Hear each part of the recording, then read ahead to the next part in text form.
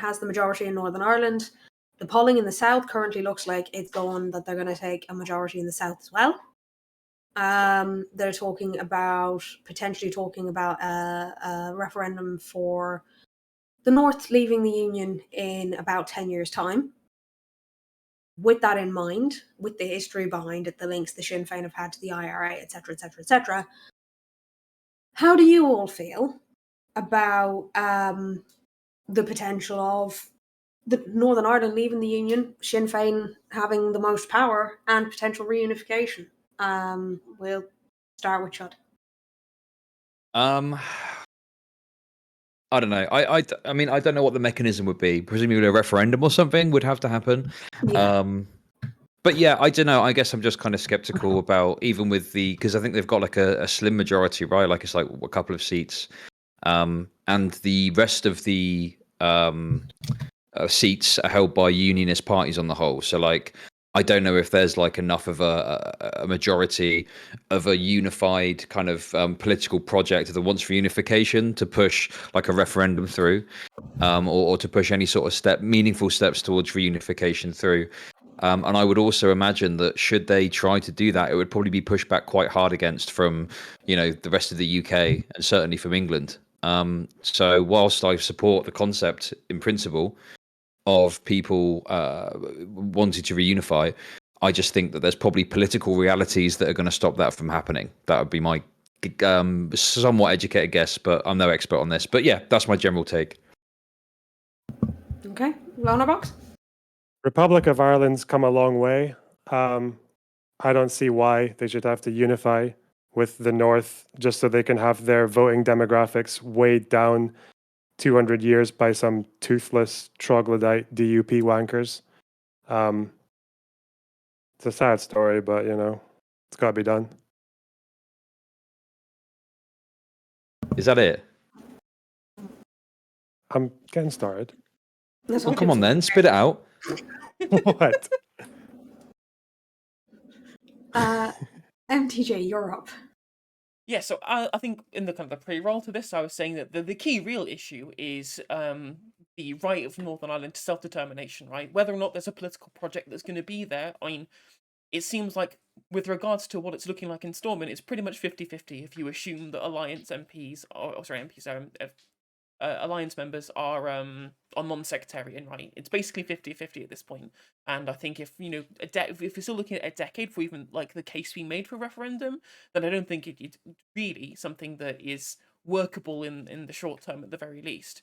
The big issue is trying to avoid violence as well. Is that there's already been scuffles that have happened in the wake of what's happening with the mess to do with the Northern Ireland Protocol happening with regards to the United Kingdom's departure from the European Union, which is obviously, amusingly, it's the DUP who were in support of Brexit in the first place, the people who supported the government who proposed the Northern Ireland Protocol in the first place, and are now the ones who are against Northern Ireland Protocol, now that it's showing that it is giving more economic benefits to Northern Ireland to be part of the European Economic Area than to not have border checks across the Irish Sea.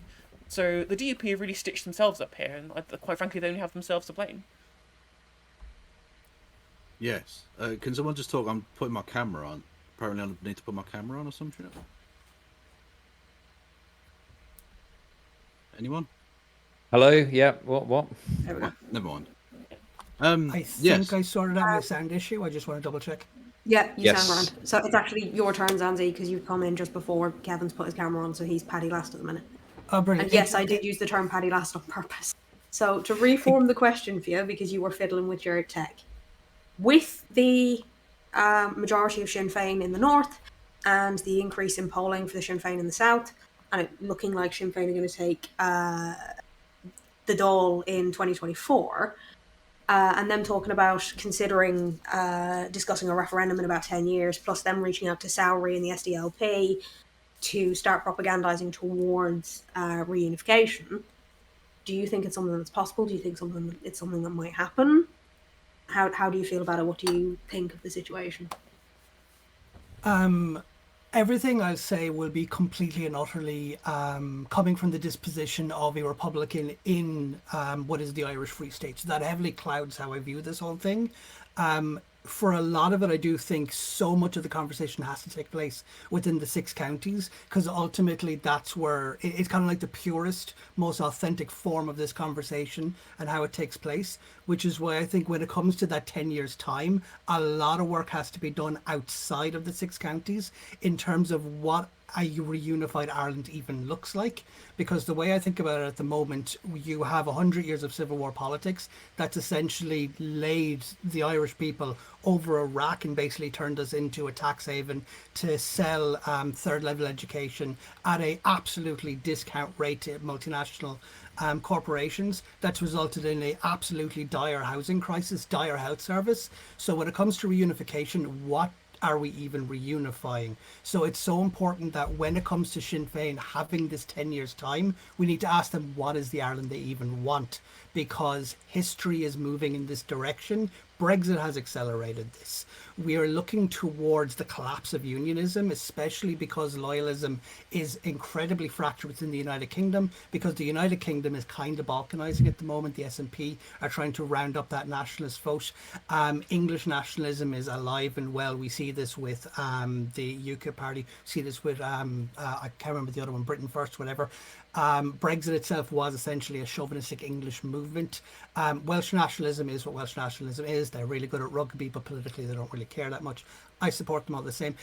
What does Ireland mean in this context? I think that is the most important conversation. So before we can even talk about how this would even look, we have to figure out what Ireland are we even trying to build. And that for me is the most important part of this, which is why I ultimately agree with Mary Lou's position on, like, this is something we need to radically discuss.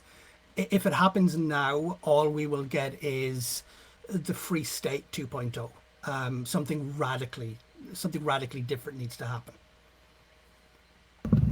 Okay, thank you very much, Nancy. Kev, you're up. Also, why do you look like you fought with a lawnmower and lost? Jesus. Well, look, I'm too sexy for you, clearly. My raw energy, my raw Sigma power is just too much. And I understand that. It can be intimidating. Anyway, in terms of my position, I am a Republican through and through, staunch Republican. But I will be taking, because I was asked to by Lexi, the somewhat devil's advocate position on this. Not from a position of yay Britain, yay Union, but there are practical considerations to take into account, which will be stumbling blocks along the road to any kind of reunification. Firstly, just to clarify, the Sinn Féin did not get a majority in the Northern Irish Assembly elections. They got a plurality in that they're the largest single party, but republicanism doesn't hold either a majority of the overall vote or the number of seats in the as yet unconstituted assembly. The combination of the DUP, the Ulster Unionists, and the Traditional Union Voice, which is an awful fucking group, hold 35 seats out of the 90 as opposed to Sinn Féin's 27, and they hold 42.4% of the vote. So if we believe in self-determination, as I think we really ought to, as supporters, generally speaking, of democracy, you have to take into account the views of the people of Northern Ireland, and I don't think there is a majority for any single position in the North at the moment. So there's a lot of work to be done there. In terms of the practicalities as well, without getting too TOS about this, especially early on, in the event of any move towards reunification, there would be a wave of orange terror, the likes of which we've never seen. And I mean that genuinely. I think it would be worse than the Troubles, because it would have a certain amount of institutional backing. I think many members of the British Armed Forces would join with loyalist paramilitaries in unspeakable violence, both on the island of Ireland and in the British mainland, and lots of people would die. Blood would flow because of this. I'm not saying that's necessarily a reason not to do it, because you don't just give in to terrorism, but it's a practical consideration that needs to be dealt with. I mean, there was a wave of terrorism following the Belfast Agreement, the so-called Good Friday Agreement, and that wasn't anything like reunification. So imagine, even if they just announced talks about reunification, there would be bombs going off. And then there's the slightly lesser issue, but I think still overlooked, is the economic factor. And I'm not some big economics person, let's say. I don't think that's necessarily the biggest issue in the world. I would actually radically like to see a massively different economic system. But under the current system as it is, the people of Northern Ireland, as industrious and hardworking that they are, for reasons beyond their power, Northern Ireland is an economic sink. It costs an unbelievable sum of money, billions and billions every year, to essentially keep it quiet, to nullify it. That is a cost that the sixth largest economy on earth, that being the United Kingdom, can bear. I don't know that that's true for the Republic of Ireland, and I don't know that the people of the Republic of Ireland would even want to incur that cost. And again, that's work that needs to be done in terms of ameliorating those factors. Fair enough. Okay. And yes, you're right. It is a plurality. It's just easier to say fucking majority than go into more fucking definite language. I'll open it up for general conversation. If Yeah, anyone's have anything to address. that's actually two interesting points, Kev, that you've brought up. I don't know if you're being devil's advocate or you genuinely believe them, but nonetheless, we can talk about it because I think that's a little the economics. Sorry, go on. I was just going to say a little bit of both, in that I do support republicanism, but these are stumbling blocks on the road. There's no doubt about it. They're real factors. I'm not arguing them from a position of like, I don't know, thinking they're fanciful. They're just awful things that are true. Well, this is the thing, because, I like I say, I'm not an expert on this stuff, but I would have presumed there are some economic factors that come into it, and it sounds very plausible that whilst the rest of the UK can bear the brunt of economic losses on Northern Ireland, like, it's unlikely that Ireland could bear the same brunt because of whatever the economic factors are there, right? Yeah, the numbers, depending on exactly how you want to measure this, the per capita public spending in Northern Ireland is about 15 to 20% higher than that in the Republic, which isn't necessarily insurmountable.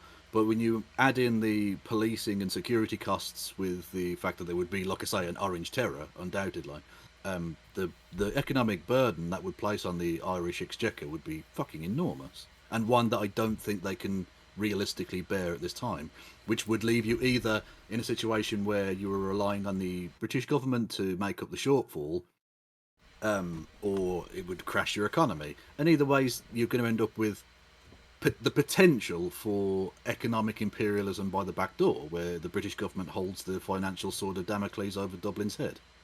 Well, the issue is, though, that at the moment what we have is the Northern Ireland with de facto access to the EU single market, right? And we are seeing, with all of the issues that we're having with cost of living right now, we're seeing 50% of goods being imported into Northern Ireland are coming from the Republic, and only 40% are coming across the Irish Sea. And what we're seeing here is they're coping with the issue of cost of living far better than people are on the British mainland. So if anything, one of the issues that we got at the moment is the fact that we have the hard border currently because of the Northern Ireland Protocol, is it's showing that access to the EU, the single market, is better economically for the members of Northern Ireland than it would be to have the hard border, which obviously would violate the Good Friday Agreement regardless. But even notwithstanding, it is lending credence to the benefits of reunification that people like the DUP and the TUV really don't want there to be. That's why something like the Northern Ireland Protocol has become such a sticky issue, because it's nothing to do with any kind of utility about the existence of what the Northern Ireland Protocol does for the people in Northern Ireland. It's the political implications of the success of the Northern Ireland Protocol which is causing the issues for people like the DUP, especially when, as I mentioned before the panel started, in that Ian Paisley Jr. was told by Boris Johnson in the run-up to the 2019 election that they had no intention of keeping the Northern Ireland Protocol. The only reason that it existed was to try and win the 2019 election, and they had every plan to try and scrap it in the first place and just lie to the general public, both the DUP and the and the Tories. Well, this is the actually funny piece of kind of, I don't know, being hoisted by your own petard situation, that the DUP made an alliance with English nationalists and then were surprised when the Scorpion stung them in the back, and they both are sinking. It's on them entirely. And also, it's especially ironic that the people of Northern Ireland are reaping the benefits of that situation when they narrowly voted to leave the EU, whereas the people of Scotland, who voted 2/3 in favour of Remain, have been financially fucked by this situation. Yeah. It's also quite amusing to think that that amendment that was tabled all the way back in 2019 about the discussion of the exit of the UK from the European Union, including staying within the customs union, would literally have avoided all of this mess. We wouldn't be here having all this mess about the non-Brider Protocol if Brexit just included membership of the customs union, because then all of these border checks that's becoming such a mess right now and causing all of this instability just wouldn't exist. Yeah. How is this being seen in the south, Zanse? How are people taking the Northern Ireland Protocol thing, that news? I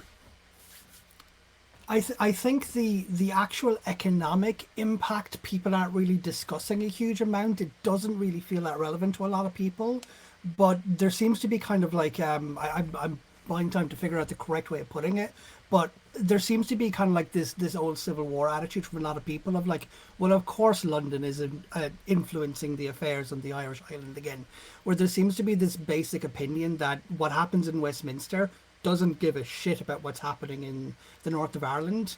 And some people are they have this position that Boris Johnson is using the protocol to regain Tory votes because it looks like he's fighting against the EU. Where they're just using the north of Ireland to gain the fuck you EU vote. That's kind of a sentiment that's being touted from some people. And I think one thing that I'm sympathetic to as well is that I've been watching a lot of news coverage of the election as well, and totally anecdotally, but they interviewed a lot of business owners in the UK, in the Occupied Six, and one thing that they found was that it wasn't really like the protocol, so to say, that was the issue, but they actually found that it was suppliers on mainland Britain not filling out their forms for the customs correctly. So the issue isn't that there is a border between Britain and the EU. The issue is that the people sending goods from Britain to Ireland are not actually doing their paperwork correctly. So if they just got their shit together, people in the Occupied Six wouldn't be looking to the south to fulfill their supplies. They would be looking to their regular suppliers. Because to quote one businessman, I'm a free market capitalist. You're giving me access to 500 million people of a market. Boris Johnson just needs to leave me the fuck alone so I can make a shit ton of money here.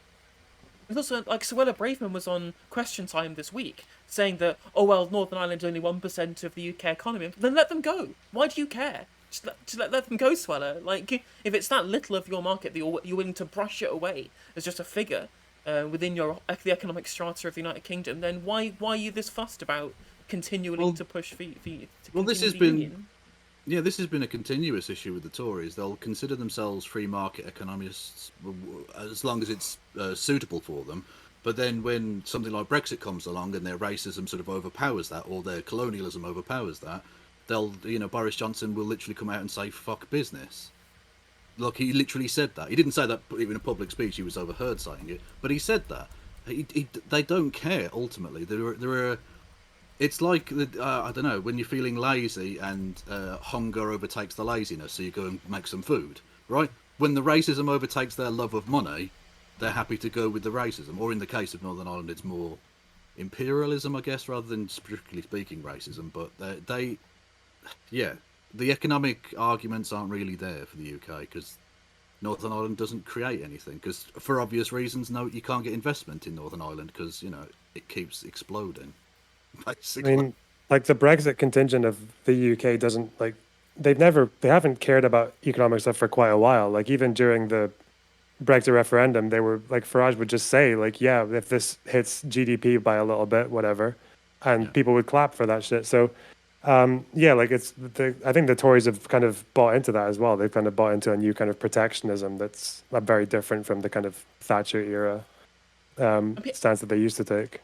And people like Farage and the ERG, all pre-Brexit, they were all saying, "Oh, we wouldn't dream of leaving the customs union. We want like an EFTA-style Norway deal." And then Brexit did happen, and like, "Oh no, it has to be hard Brexit. It has to be a WTO. Has to be no deal or whatever." And it's like, it has to be a red, white, and blue Brexit. red, white, and blue. I really think they don't want a deal. They want to win. I really believe that. 100%. Breakfast means breakfast. I mean, like you were talking previously about Boris Johnson not saying that he's a free market capitalist, but really, when the racism overtakes it, well, I don't think Boris Johnson has any as an ideology. He's not like Theresa May or David Cameron when they were following Thatcherism dogmatically like a religion. He's just a populist. He will say and or do whatever it takes to just win votes. Doesn't matter whether it's sending people to Rwanda. Doesn't matter whether it's printing huge amounts of money to just hand out to people to keep them at home, which was a good policy. I'm not saying it's a bad policy, but he did it in counter to his own conservative principles because he knew that if he didn't, he would lose votes. That's it. It's all he cares about. Well, he's a Boris Johnsonist.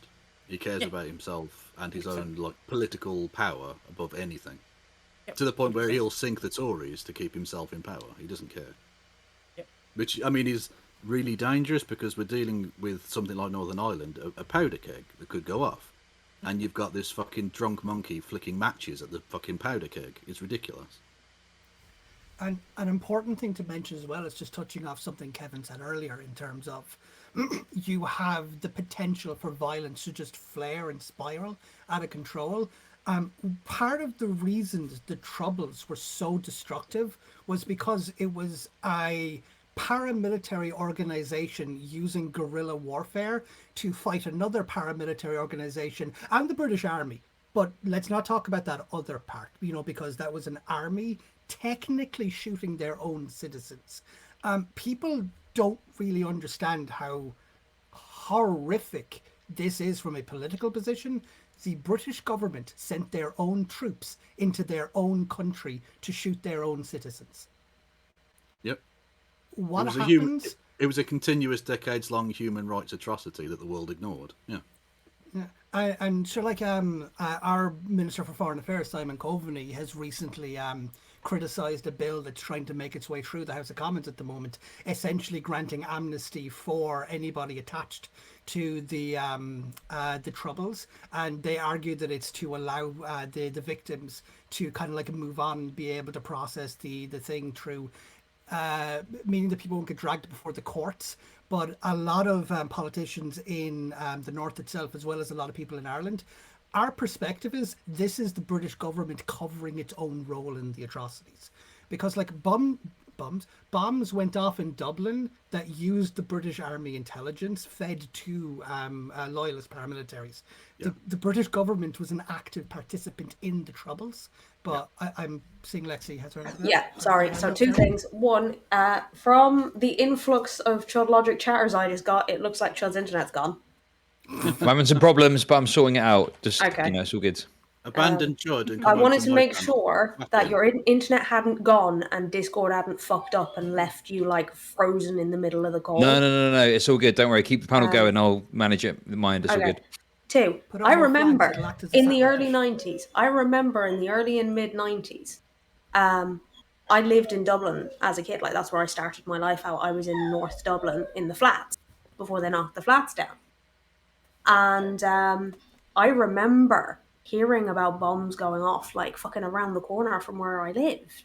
As fucking 2, 3, 4 years old. I remember my mother freaking out about the fact that they were bombing Dublin. I remember my father trying to comfort her when I was fucking tiny because there were bombs going off down the road. And so that they know from wherever was fucking in hospital because they nearly had a leg blown off.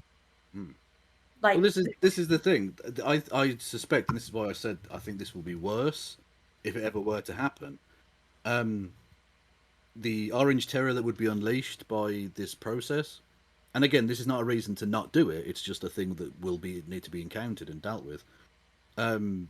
Will, I think, be probably worse than the Troubles, actually, because I think you'll have significant parts of the British Army which will act, at the very least, as a pressure on the British government to not necessarily respond in kind or to respond correctly to it. And I think you will have what will amount to sleeper cells within British armed forces that will act as proxies on the mainland, and I think you will have defections of armed service personnel over to Orange paramilitary groups who will aid and abet them in all manner of bombings and shootings and all sorts. I think it will be unprecedented and horrific if not dealt with correctly. Sorry to be all black pill about it, but it's a thing. I'm not sure I 100% agree with you there. I don't think it'll be unprecedented. I think it'll go back to the peak of the Troubles, but Well, that would be bad enough in of potentially, itself. Yeah. potentially worse with like a slightly worse peak, but basically go back to like the start of the 80s when it was at its peak. Perhaps. Perhaps. But I mean, that would be bad enough in of itself. That would be still fucking awful, regardless. I mean, just for context here, for those who don't know, when the Northern Irish Protocol was brought in the first place, young unionist blokes started fucking hijacking and blowing up buses and shit. Yeah. Mhm. Indeed. But I suppose I think the slight difference is the intensity with which one side feels the issue, if that makes sense. And that's not to say Republicans aren't enormously committed to their cause, of course. But I think there's significant parts of the loyalist, unionist, whatever you want to call them, community for whom this is their entire being. They don't really believe anything else. They are unionists first, foremost, and pretty much only. If you take away that one cause, their raison d'etre, I think you'd get. I mean, I could literally imagine suicide bombings. That sounds ridiculous, but you're taking away these people's only thing that they care about. Literally, they will. Their entire life is about being an orangeman, basically. I And don't think you'll get suicide bombings because that's well, not no, our style. Like unionist and Republican alike, that's not our style. well, I don't know. You get some desperate fucking people, man, and maybe I'm overplaying it slightly, but I think you'll get very, very significant amounts of terrorism, and I think it's, again, to play devil's advocate, is it worth the bloodshed that would be incurred as opposed to some sort of more, I don't know, autonomous approach? Because it's not a simple matter of the dichotomy of reunification or status quo. There are people for whom Northern Ireland being an independent country or some sort of semi-autonomous region might be a preferable option.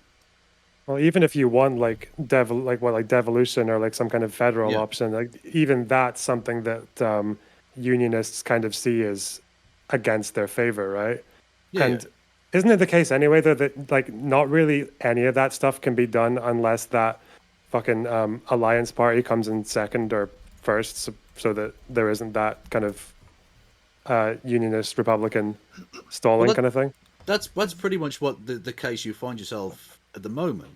Because if you have like a border poll, which is the referendum essentially that would need to take place, it depends what's necessarily on the ballot. Because I don't think there's a majority for any single option right now, given the results that we see in recurring elections now.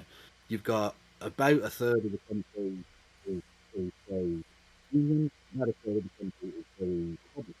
And you've got quite a lot of people like who are kind of Is it just You've me or gone is You've that got we underwater. Macy on my end, You've No, Kev. it's not just you, Yeah, you've gone most underwater. of what you just said we missed because your mic started sounding like you were muffling it with your bum Oh. cheeks. Hey, now fine. You sound Oh, I'm fine now. Okay. Yeah, basically, you've got a third that are strong Republican, a third that are strong Unionist, and some. The rest of them are prepared to go with people like the SDLP, who are essentially soft Republican, or the Alliance Party, or the Greens, or whatever. And so, if you had just had a dichotomous stay in the Union or leave type situation, I don't know who would even win there. If you had like a none of the above option as well. That's why I was pointing out the significance of the economic impacts of the Northern Ireland Protocol. Is that's why the political tension in Stormont is such that it is because everything is we can see the effects right now that economically there is plenty of benefits towards staying within the European Union, and the DUP hate that, and so the rest of the unions, because it is the main thing that they see as being a detriment to the pros that would swing people who are on either side of the fence, right? Yeah. Yeah, and this is why I put such stress on the potential for violence, because the Good Friday Agreement was nothing remotely like reunification, and yet you saw several groups, including like the Orange Volunteers and the was it Red Hand Defenders, I think they were called, who were paramilitary groups which sprang up overnight, which did do bombings. They killed people, and are now prescribed terrorist organisations. Certainly in Britain, I'm not sure if they are. I presume they would be in Ireland as well. that sprang up specifically because of the Good Friday Agreement. You're talking about there the minor tremors compared to the massive earthquake that would be reunification. The violent response from Orangemen across Ireland and indeed Britain would be awful. Again, not a reason not to do it. It's just it's a practical consideration. Do you really want to set that keg off? You know. I think one thing worth mentioning here as well in terms of what de-escalates this slightly is that the British government is on the record of saying they hold no strategic view of the north of Ireland. They don't view it as being like a thing that they'll selfishly hold on to. I think this is 2001. They said this in, and it's got to do with the Good Friday Agreement in some description. So, like the worst a conflict could get is if the United Kingdom views Northern Ireland as its core territory. If it does, then we're in a very, very, very bad time because the UK is a NATO member. That complicates things deeply because that severely hamstrings the Republic's response. Because, and again, like the context in here is reunification has happened and Britain views the 6 counties as part of its territory. So, like, I don't know about you, but I don't want to take on the might of NATO because it's a unilateral treaty. They have to respond or NATO collapses. I would like that second outcome, but I don't really want to take the chance. But one thing that's important, because Good Friday Agreement has come up, the DUP, which is what I consider to be one of the most destabilizing forces in Northern Irish politics right now, refused to sit at the table for the DUP. Refused to sit at the table for the Good Friday Agreement because Sinn Féin were there. Now, nobody is going to deny at all that Sinn Féin has connections to the Provisional IRA, but if you're going to sit at the table with Fine Gael and Fianna Fáil, who literally came out of that same fucking history, if you're going to sit at the table with any Irish political party, probably the Social Democrats are the only exception, they all find their roots in paramilitarism. Like, Ireland was a 800-year colony. There's the thing. And, like, that is probably the most important part of all of this. Like, unionism to me is a romantic, traditional idea. It's about their identity to the concept of the United Kingdom. It doesn't really care about the Good Friday Agreement because it had a majority. That majority is fracturing across parties. Now they suddenly care. Yeah, exactly. It would be. What do we think of the IRA? I don't think they should smuggle drugs. I think they should just focus on reunification. Well, that's actually one of the funniest outcomes of the Good Friday Agreement and the peace process was the fact that so many of them had to go and like fight in Colombia and start being drug runners and stuff for other terrorist groups around the world. They branched out. They went and did like international work because the work dried up at home. It was very strange. I mean, it depends on what you mean by the IRA, right? There's like 7 different. Do you mean there's like loads and loads of fucking offshoots and like splinter groups. But then there's like the original IRA that was started and branched out of the IRB in the 1910s and actually won us our independence in the Civil War of the 1920s. Yeah. Well, Home Rule and then independence. You sold me. You sold me. like just to very quickly just like brief on the history of the IRA. Like Lexi said, the IRA came out of the IRB. It split between pro-treaty, anti-treaty forces in the Civil War. It then had a right-wing it veered right-wing in the 50s and 60s, and then it split again in the 60s into like a militant left-wing organization that I think abandoned the term, went into the Workers' Party, and then you had the Provisional IRA. Like when somebody says IRA, what they mean is half the question, but it's always in response to British colonialism. There's a really good story that I once heard that is kind of like used to explain the disposition. There was like a young Catholic lad who was kind of like going for rifle training, and he said, "Oh, I can't wait to get my hands on this gun. I want to shoot some Protestants." And one of the IRA men took the gun and said, "We're not here to kill Protestants. We're here to fight for a republic. If you hate Protestants, fuck off." That's not what this is about. That was a very common attitude at the time as well. Like my great grandfather was a member of the IRB and then IRA, and he fought at the Easter Rising and in the Civil War. And his wife was one of the founding members of the women's branch, Cumann na Món. And I have stories of him sitting down with my dad and saying, "Look, We don't hate Protestants. Protestants aren't the problem. Westminster is the problem. English people are fine. Westminster is the problem. The colonialism is the problem. He was wrong about the English being fine, to be honest. But True. Mostly fine.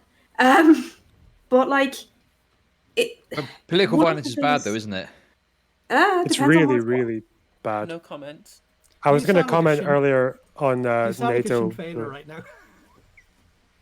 I was going to comment earlier on NATO because I don't think what would the situation be there that like Ireland unifies and then and the UK is the aggressor? Is that what you're saying? Like, Well, no, it's whether or not the UK views those 6 counties as part of its core territory, and like, just to look at history, they've been there for 400 years.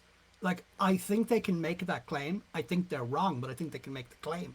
wait, If who's they've- who's attacking who then? How would that be? Because I was like, Republic of Ireland's not in NATO, right? Republic of Ireland is not in NATO. No. Yeah. So it would come down to whether or not the UK would view this as a defensive action, and they would Yeah. view it as an incursion on their territory. Exactly, That yeah. sparks so many treaties within NATO, and it either dissolves or pressure is put on Ireland to basically abandon reunification. And now you violated the Good Friday Agreement because the border, like, there's like the power Exactly. keg is here because it is the paramilitaries that will kick off. Yeah, Exactly, that's kind of hard to say because if there's paramilitaries on both sides, then it's kind of like you've got disputed territory, which means NATO can't under their own rules, at least, right? well, Okay. well, it depends. If the British government decide that they're going to basically ignore any reunification effort, and the Republic try and press their claim by sending troops into what they consider their territory, that would be essentially a non-NATO nation attacking a NATO nation at that point, and would be Article 5 worthy potentially. There is a complication with that, though, which is that because of Russia and Ukraine, the Republic of Ireland, along with Finland and Sweden, but not as quickly, is now considering joining NATO. I don't There think is Russia are going to be absolutely invaded. No support for it in the Republic. I can tell you that much now. Well, yeah, because there's they're nowhere near political Russia. will. Yeah. Well, it doesn't matter whether or not they were near Russia. They had like Russian army like training literally off the Irish coast, just outside, like by a hair's breadth outside Irish water. It was fucking Irish fishermen that chased them off, scared the shite out of them. You know, what it comes down to is whether They don't or not say that constitutional terrifyingly. lawyers can find something in the Constitution, because it would require a referendum for us to enter a treaty like that, because it would require some sort of alteration to our Constitution. There is no support at all for. I forgot, we celebrated our centenary of independence. We've never been allowed to be on our own. We don't want to be a part of international agreements. We were Sweden and Finland before they decided fuck it. Yeah.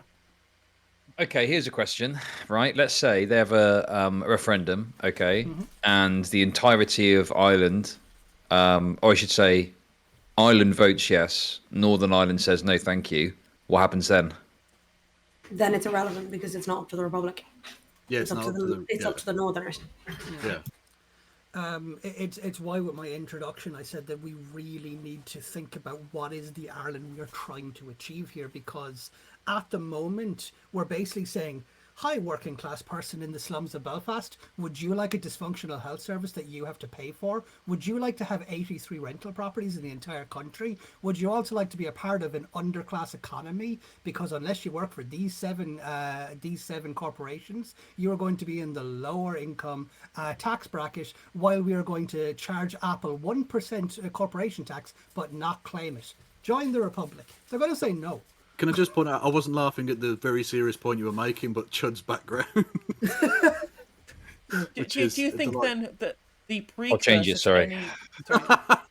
So do you think that any precursor to Irish reunification is dependent on Sinn Féin getting a majority in the Dáil and being able to pass enough economic reforms to make the idea of unification becoming economically palatable from a structural perspective, right?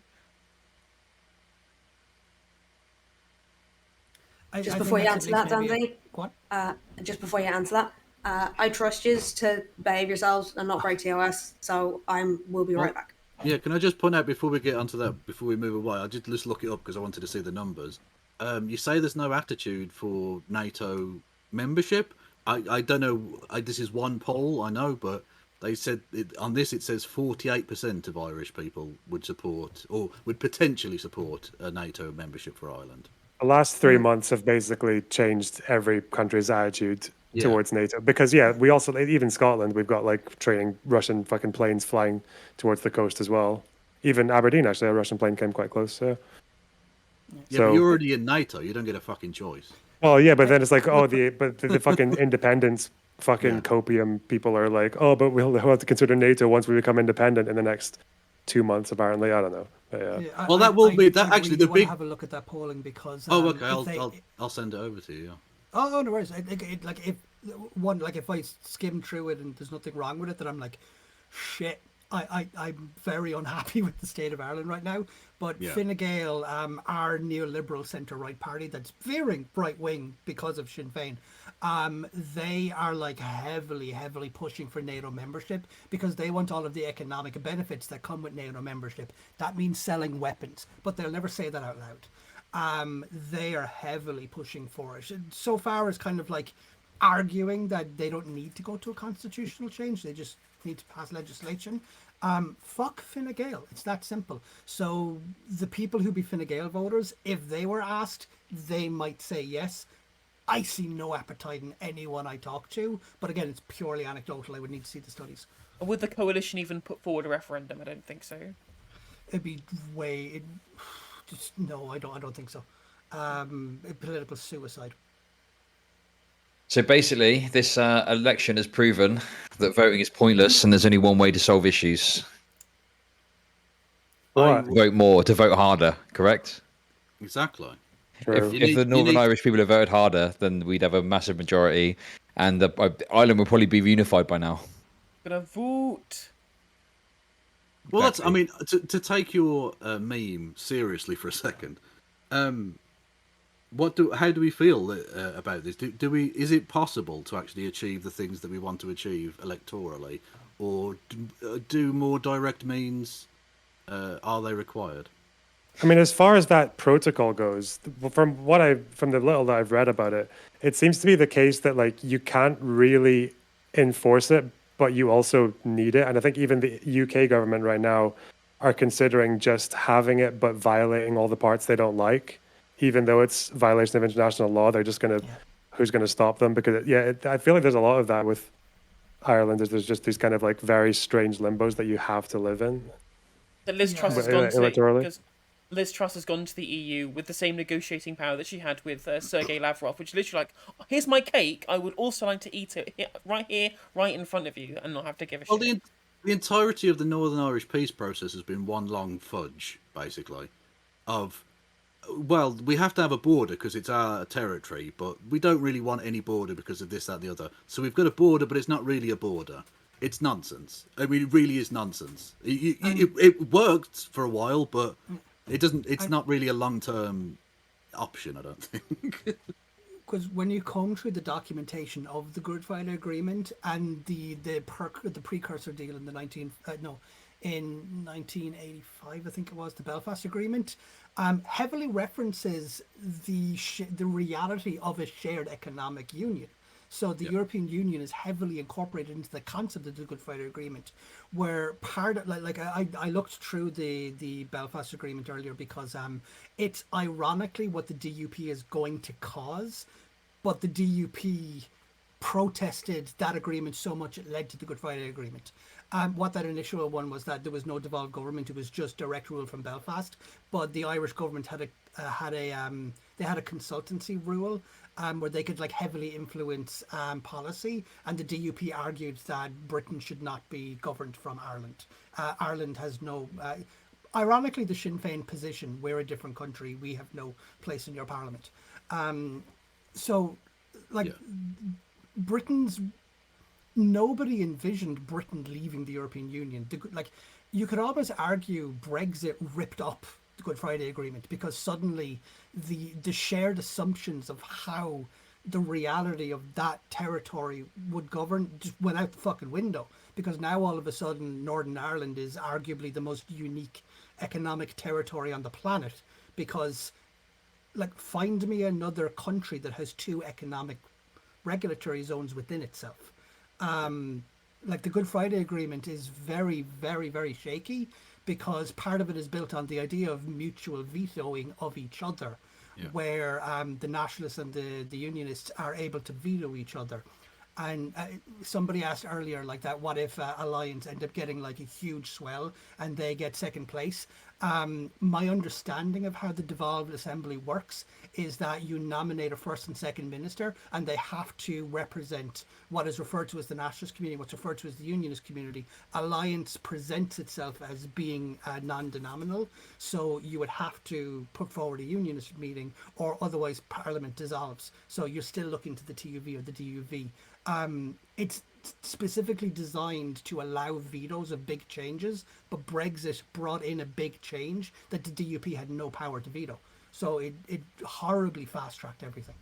Just an aside, the Belfast Agreement and the Good Friday Agreement are the same thing. It's just two names for the same thing. The 1948 agreement? No, the 1984 agreement. The Good Friday Agreement and the Belfast Agreement are the same. The 98 the Good agreement. Friday was 1991. I keep mixing these up.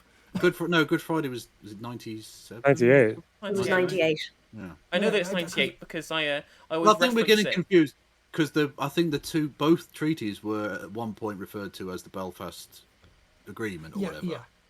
Whereas, I know it as the Dublin London Agreement. Well, yeah, because that's more appropriate given the Anyway, the reason why, sorry, I just want to, this funny aside, is the reason why I always remember the Good Friday Agreement as being 1998 is because I continuously remember that Harry Potter and the Philosopher's Stone was released in 97, and that's where we have a character called Seamus, whose special ability is he keeps blowing shit up. And I was like, hang on a minute, J.K. Rowling wrote this before the Good Friday Agreement. What the fuck are you doing? Yeah. Wait, hang on. J.K. Rowling wrote an Irish character called Seamus. Is that correct? Who is a terrorist? Yes. Finnegan, who accidentally and on purpose kept blowing shit up. Yes.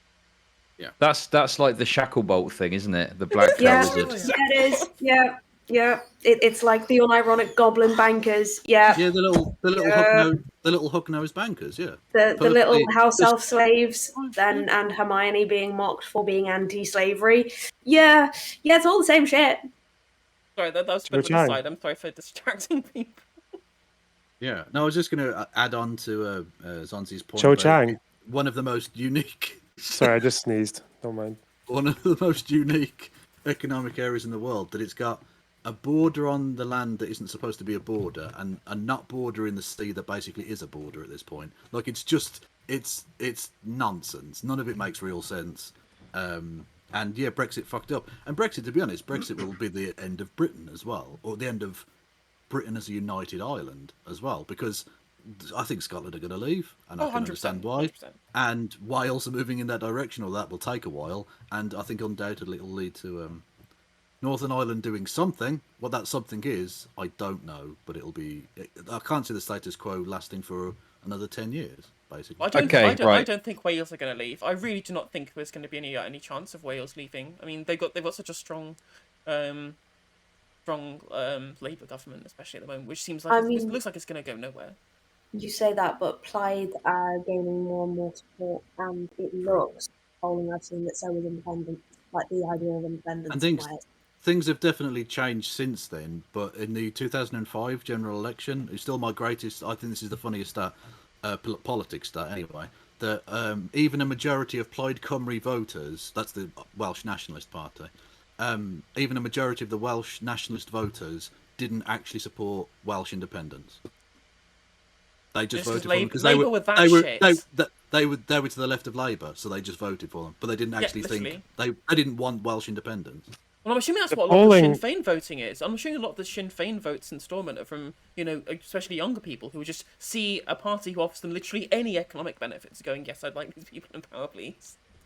The polling on Scottish independence hasn't really moved that much since the result in 2014. I think it's almost exactly the same now, still 55 against. But I think maybe the reason that that has been a bit pacified is because we were given extra devolved powers. And the message of the independence referendum was a lot to do with they're doing austerity down there. We want to do social democracy, welfare stuff up here. And we did all that. We've got like 7 or 8 different policies now that they don't have in England that are very like progressive and economically forward. Is there like any equivalent of that in Ireland when it comes to like more devolved powers? Are there things that people want to do differently in Ireland with like Sinn Féin coming in now? Or I'm not 100% sure, but I don't think it would actually address any of the principal concerns of either party, because the unionists don't really care all that much. They just want to be a part of the United Kingdom of Great Britain and Northern Ireland. Like self-governance to them is just being able to set their own local tax rates, set their own local corporation tax. They just want to be able to administer their region, but they don't really care about autonomy, because all they want is to basically have a blue passport with the coat of arms of the British monarchy. Whereas Sinn Féin, they don't want extra self-governance. They want self-determination of the island of Ireland. So it's kind of like asking a slave, do you want to be free, or is it enough for you if I give you extras? It doesn't actually address why they want to get out.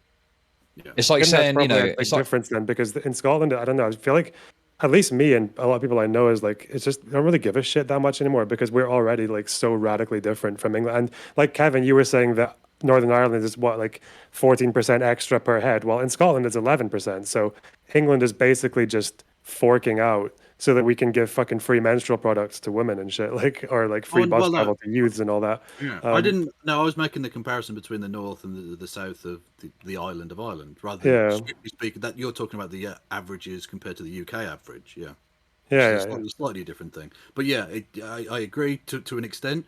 But the thing is, all of that sweet oil revenue, Westminster doesn't want to lose the oil revenue. Simple as that. As soon as that dries up, you will be tossed to the curb like a used condom, basically. Like you will be completely done away with. I we've got the nukes, mate. Got the nukes.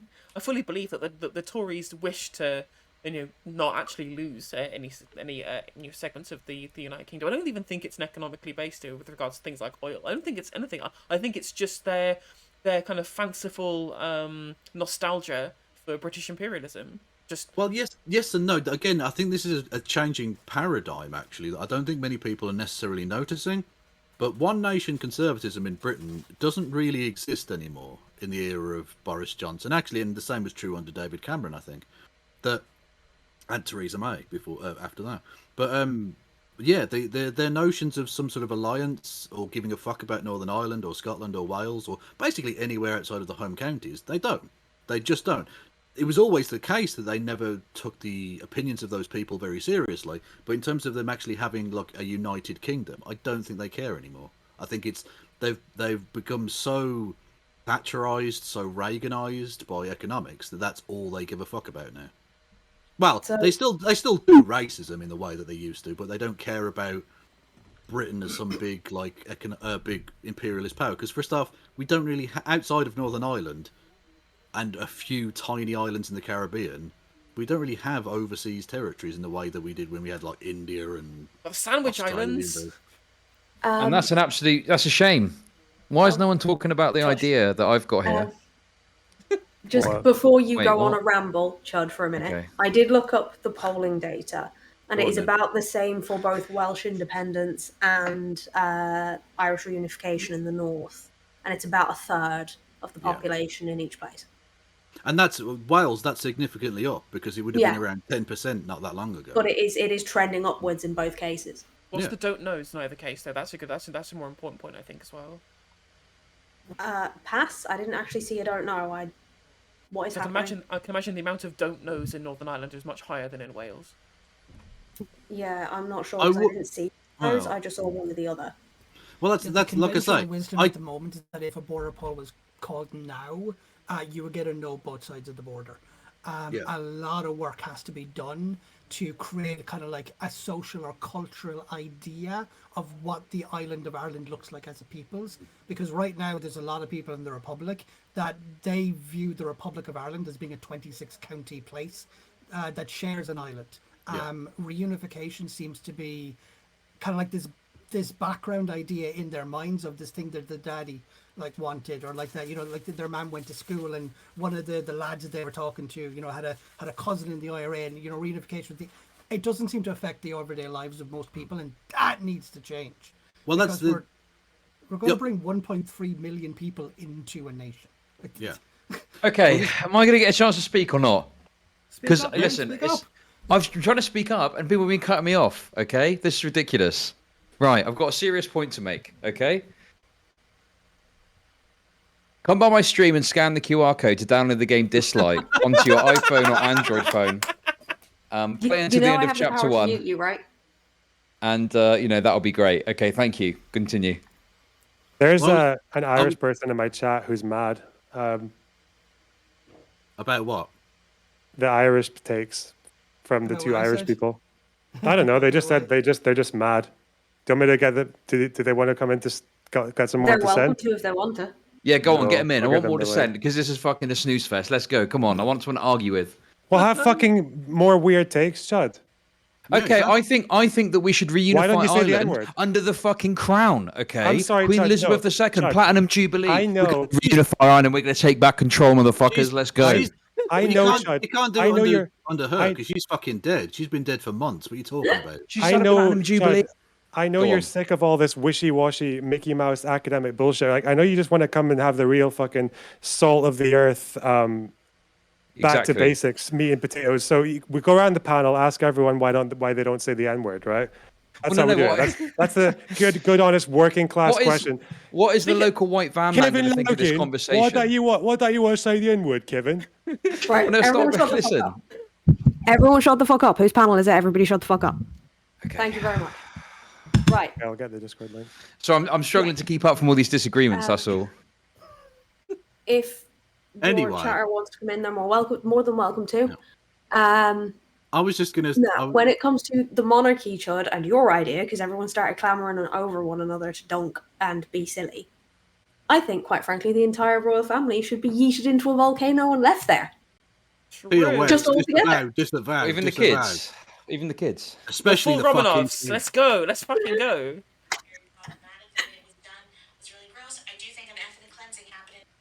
Why do you think Kate Middleton where's that wants out?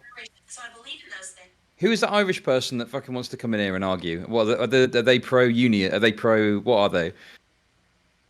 I have no idea. They just said they're mad. They're just mad. What are they mad about? I don't know. They just said they're mad. I'm not hiding anything. They if it's who I think it is, it does sound like they're a pretty rabid nationalist. Okay, right. Let me ask you, Zanzi. Okay, I need to ask you a question. Okay, so obviously you're pro-unification, right? Now, how far would you take that? Would you be willing to engage, or not yourself, but would you support violent action to bring about the reunification of Ireland? In Minecraft. It is such a difficult question because it's not a difficult question at all costs. But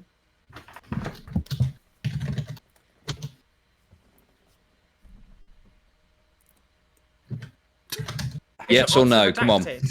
Let's see. I want to. If there is a consensus on the island for it to happen, I don't think they have the right to resist. You don't think who has the right to resist? If there is a democratic consensus on the island for unification and unionists want to take up arms to resist, I would consider that illegitimate, and I think we're perfectly within our rights to basically counter with force. Okay, so the only circumstance is if there was a democratic decision to do it, and if there was a group of people that resisted it by force, you would support force against that. But other than that, you wouldn't support violent action. I think the history of the Troubles has shown that right now it is basically a 50-50 quagmire stalemate where violence is just producing more violence. So what we need to do is we need to find another way of doing it, because right now there is roughly equivalent resources on both sides. They're going to attack each other. We need to find a way to get past the angst to be able to actually talk about what it means to live on this island. I think the democratic approach is probably our best option. And what happens after that, I don't like thinking about what could happen if unionists viewed themselves as being in the position that Republicans were in like the early days of the Bogside in 1970. I think, like what Kevin is saying, it'll descend into violence, and I don't think we can really avoid that. Yeah. Like, I do view it as it's really in the court of unionists and loyalists. If they want violence, it doesn't really matter if I want it or not. They'll bring it to the door. Well, this is. I think that's. Hang on a second, Kevin. Sorry. Yeah. Just before we go off, everyone, it might be an idea for a moment if you're streaming to mute your desktop audio, because I don't know this person who's asked to come in that was in LonerBox's chat. I don't know how long they've been following LonerBox. I don't know who they are, so I don't know if they're going to jump in and just drop stars or not. No worries. I'll roll the Okay. dice. If it's a LonerBox viewer, it's a fucking shitlib. Come on. Oh no, have you not heard Major League Blatant. Based? Blatant. Anyway. Yeah, and There's a- what if you scratch a lib and a fascist bleeds? So there's definitely like a Nazi coming in Exactly. right now. All right. No, there's a guy in LonerBox's chat all the time. He keeps coming to debate on stream, and he's just literally insane. Why is he got fucking Emperor Palpatine and showing I up? don't know. Yeah. Perfectly. Great. What do you want to add? Yeah. I think I was characterized as being mad, but I think the words I used was cringe, but that's to walk back. Okay. Right, go What- on, say what your was piece. cringe? What you got to say? Hit us with Hang your on, take. I need to mute the actual stream because I'm hearing myself. Hang on. Okay, no worries. All right. I haven't been taking notes, but like generally speaking, like someone asked, like what would a unified Ireland look like, and I really think what was it? Kevin and Logan did bring up some good points about the economics and stuff, and I think that's a massive hurdle that would have to be overcome. I don't see how you would do it with the current state of both islands, but I think you would have to give special minority status to unionists, because I don't think they would. The main reason for partition was that kind of like the unionists would not accept what their slogan was, home rule is Rome rule. But I think that isn't reality anymore. I think at the time that probably would have been a fair characterization of what the Irish Free State actually ended up being. Was basically a Catholic, I wouldn't say theocracy, but it wasn't.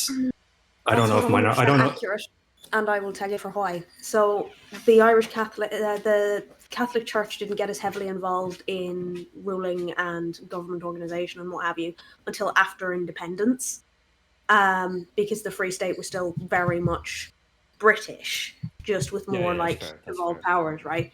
The Catholics didn't really gain. Yeah, the Catholics basically stepped in when an independent Ireland had no money and weren't capable of putting social programs together themselves, and the Catholic Church said, we'll do it for you. And then, of course, it all built up over time. It is younger than that, though. It's in the aftermath of the famine. British institutions basically receded because there was no money to be made in the aftermath of all of that hunger. The social institutions were largely made up of Catholic institutions. They ran mother and baby homes. They ran the workhouses. They basically funded social life on the island, where you converted or worked, or you were sold. One of the laws that got passed was meant that the local, like the British governor of a place could basically intern you into a Catholic hospital if you were just like suggested that you were like either like adulterous or like potentially crazy. They needed no proof. The Catholic institutions ran the social life in Ireland mainly because Britain was an absentee political force. The church ran this country in all of the ways that matter. I think the government did there was a deference in the new Irish state to the dictates of the bishops and. Do you think? What? Tell that to the 800 dead babies that were found under Chum fucking mother and baby home. Wait, what's the No, contention? that's part of We're the problem agreeing. of what the Irish state became, was that we did give the church too much power, and we All right, didn't okay. have I our own misunderstood what institutions. you were driving at. Yeah. Apologies. Yeah, it's just the that I unionist think fears were correct. The problem Yeah, yeah. is they then discriminated and electorally oppressed a group of Catholics, Yeah, and then exactly. Yeah, used exactly. the I armed think forces to kill them in cold blood. we have And- two groups of sectarian peoples who, through like circumstance of history, colonialism happened. There's nothing we can do to change that. Imperialism happened. Now we have two peoples who have enacted violence on each other for centuries, decades, if not centuries. The only way to resolve that problem was probably partition at the time, but we ended up having a minority of which were Catholics who had no civil rights. They went on a campaign of violence, and violence begets violence, and we have That's the not only accurate either, because they did not go on What's a that? campaign of violence. What happened was there were peaceful protests, and they ended up being attacked by unionist militia groups.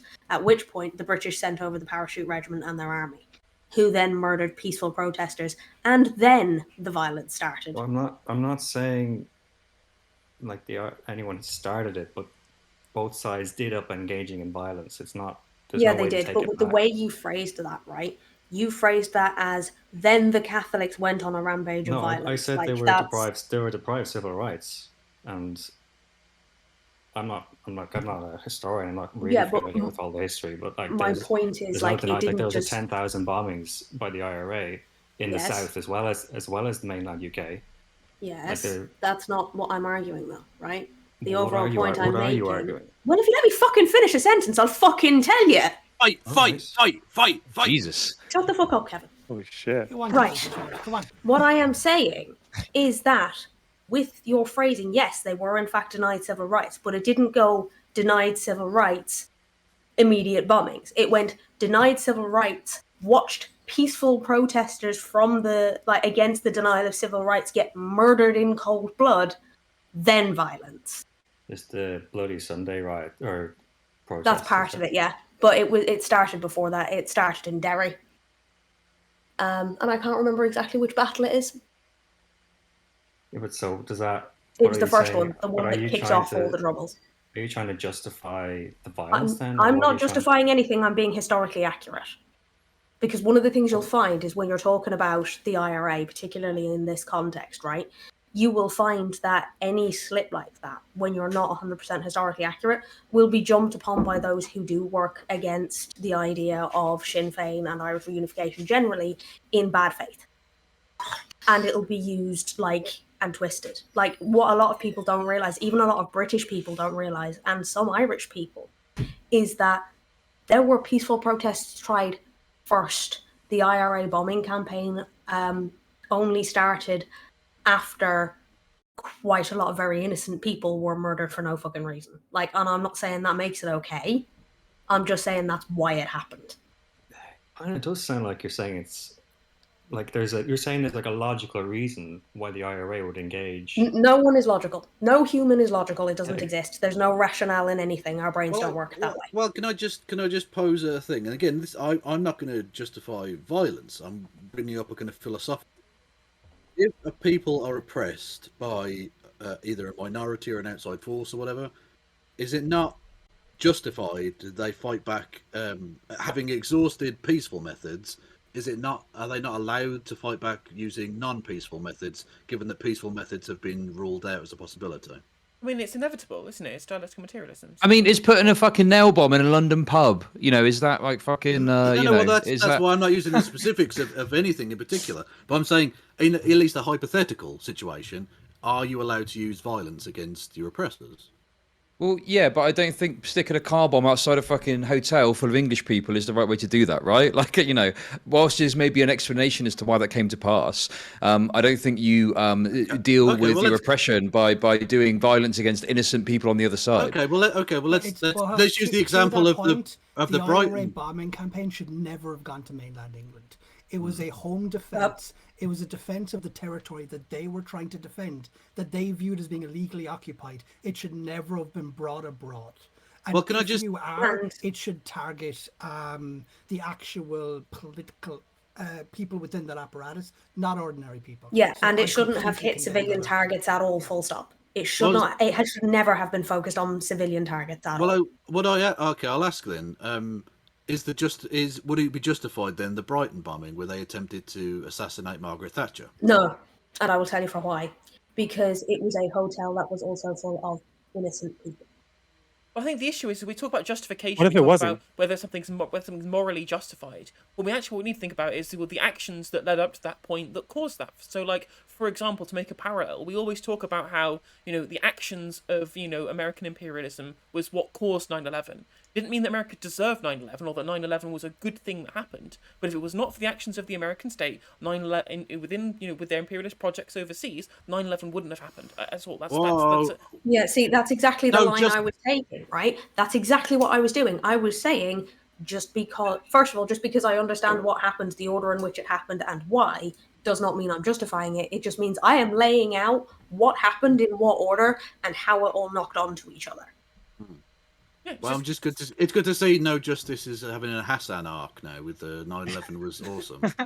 Look, there's a really simple way to explain like political violence, because we all say every single person who fucking like drops a fucking bomb or whatever, or like even just like smashes a fucking like window or whatever, it's like making a bad decision, right? But then you can also say that you understand that there's a sociological reality of political violence, which is if a state does this, violence will happen regardless of whether you want it or not. Like this is just what people will do. And yeah, okay. I know you. Well, actually, I do have to actually disagree with you there.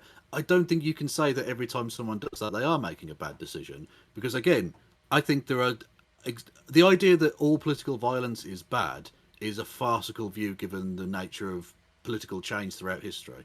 Of the existence of Revolutions states, right? and well, exactly, yeah. If you leave people no peaceful way out of a situation, you make the violence inevitable, and you make it righteous. I think. Because they've tried the peaceful solution, you have left them no other option.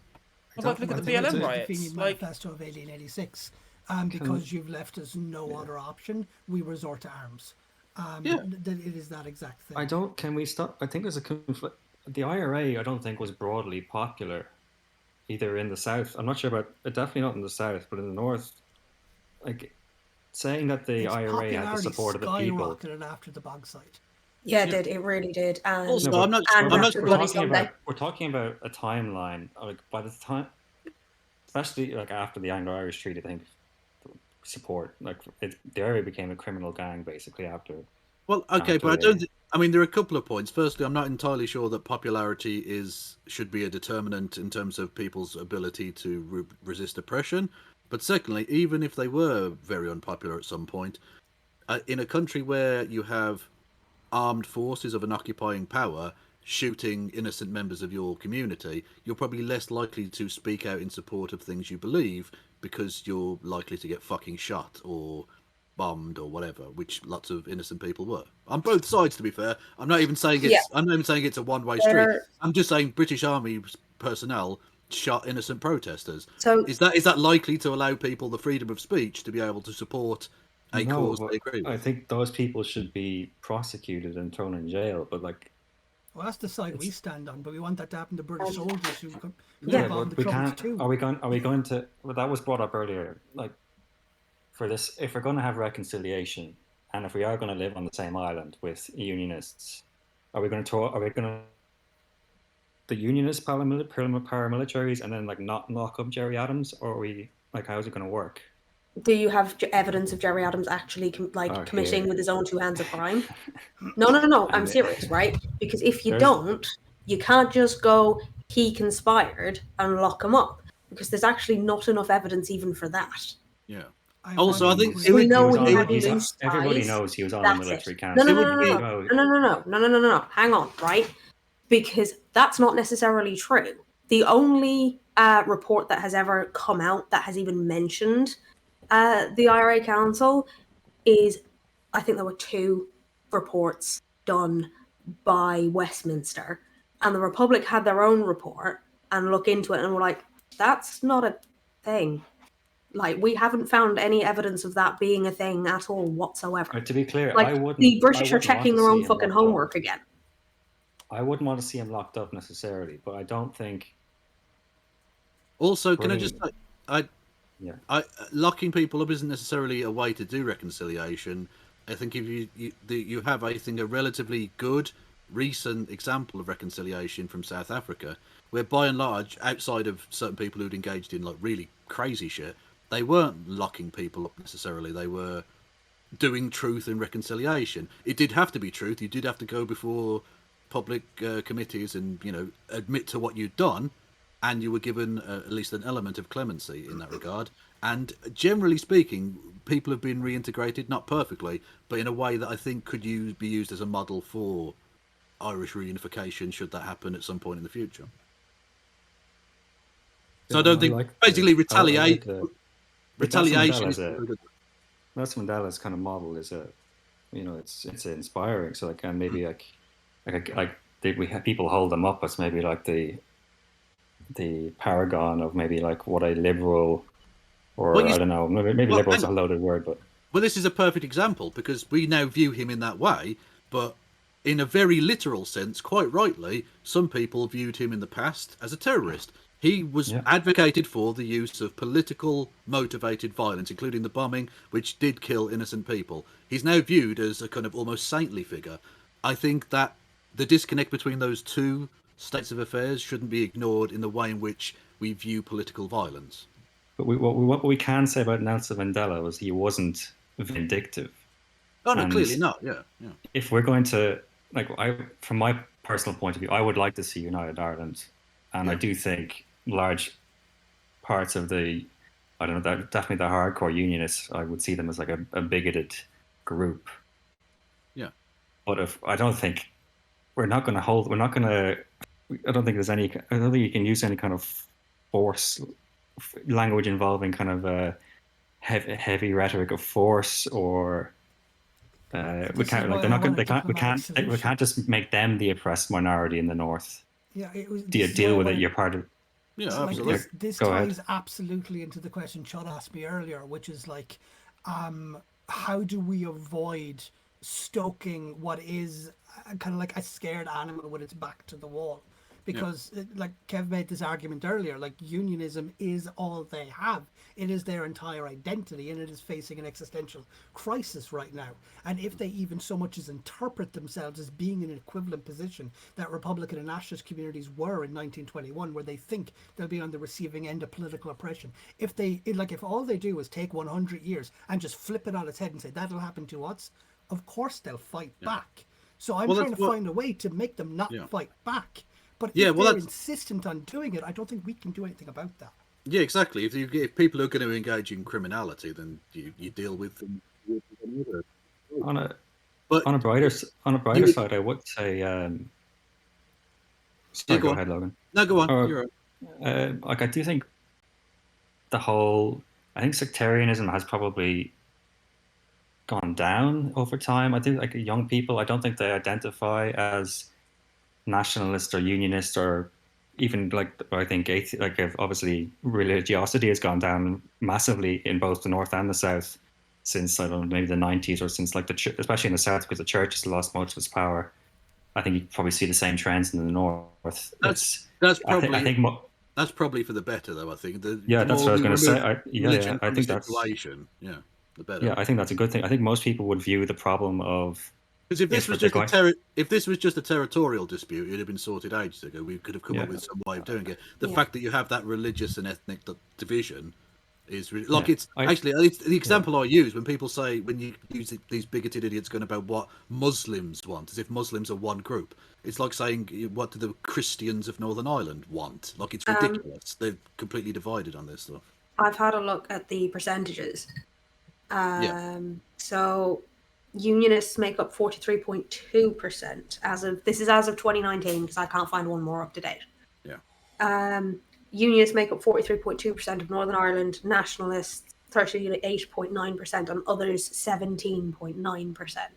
And that's grown since the GFA was signed, because And that's- other was like 2% or something at the But time. how do you account for like the alliance parties' rise? Well, the Alliance is unionist, but it's secular unionist. It's not like staunchly Protestant in the same way. But is it unionist for the same reasons as the DUP are unionist, or is it more just economic?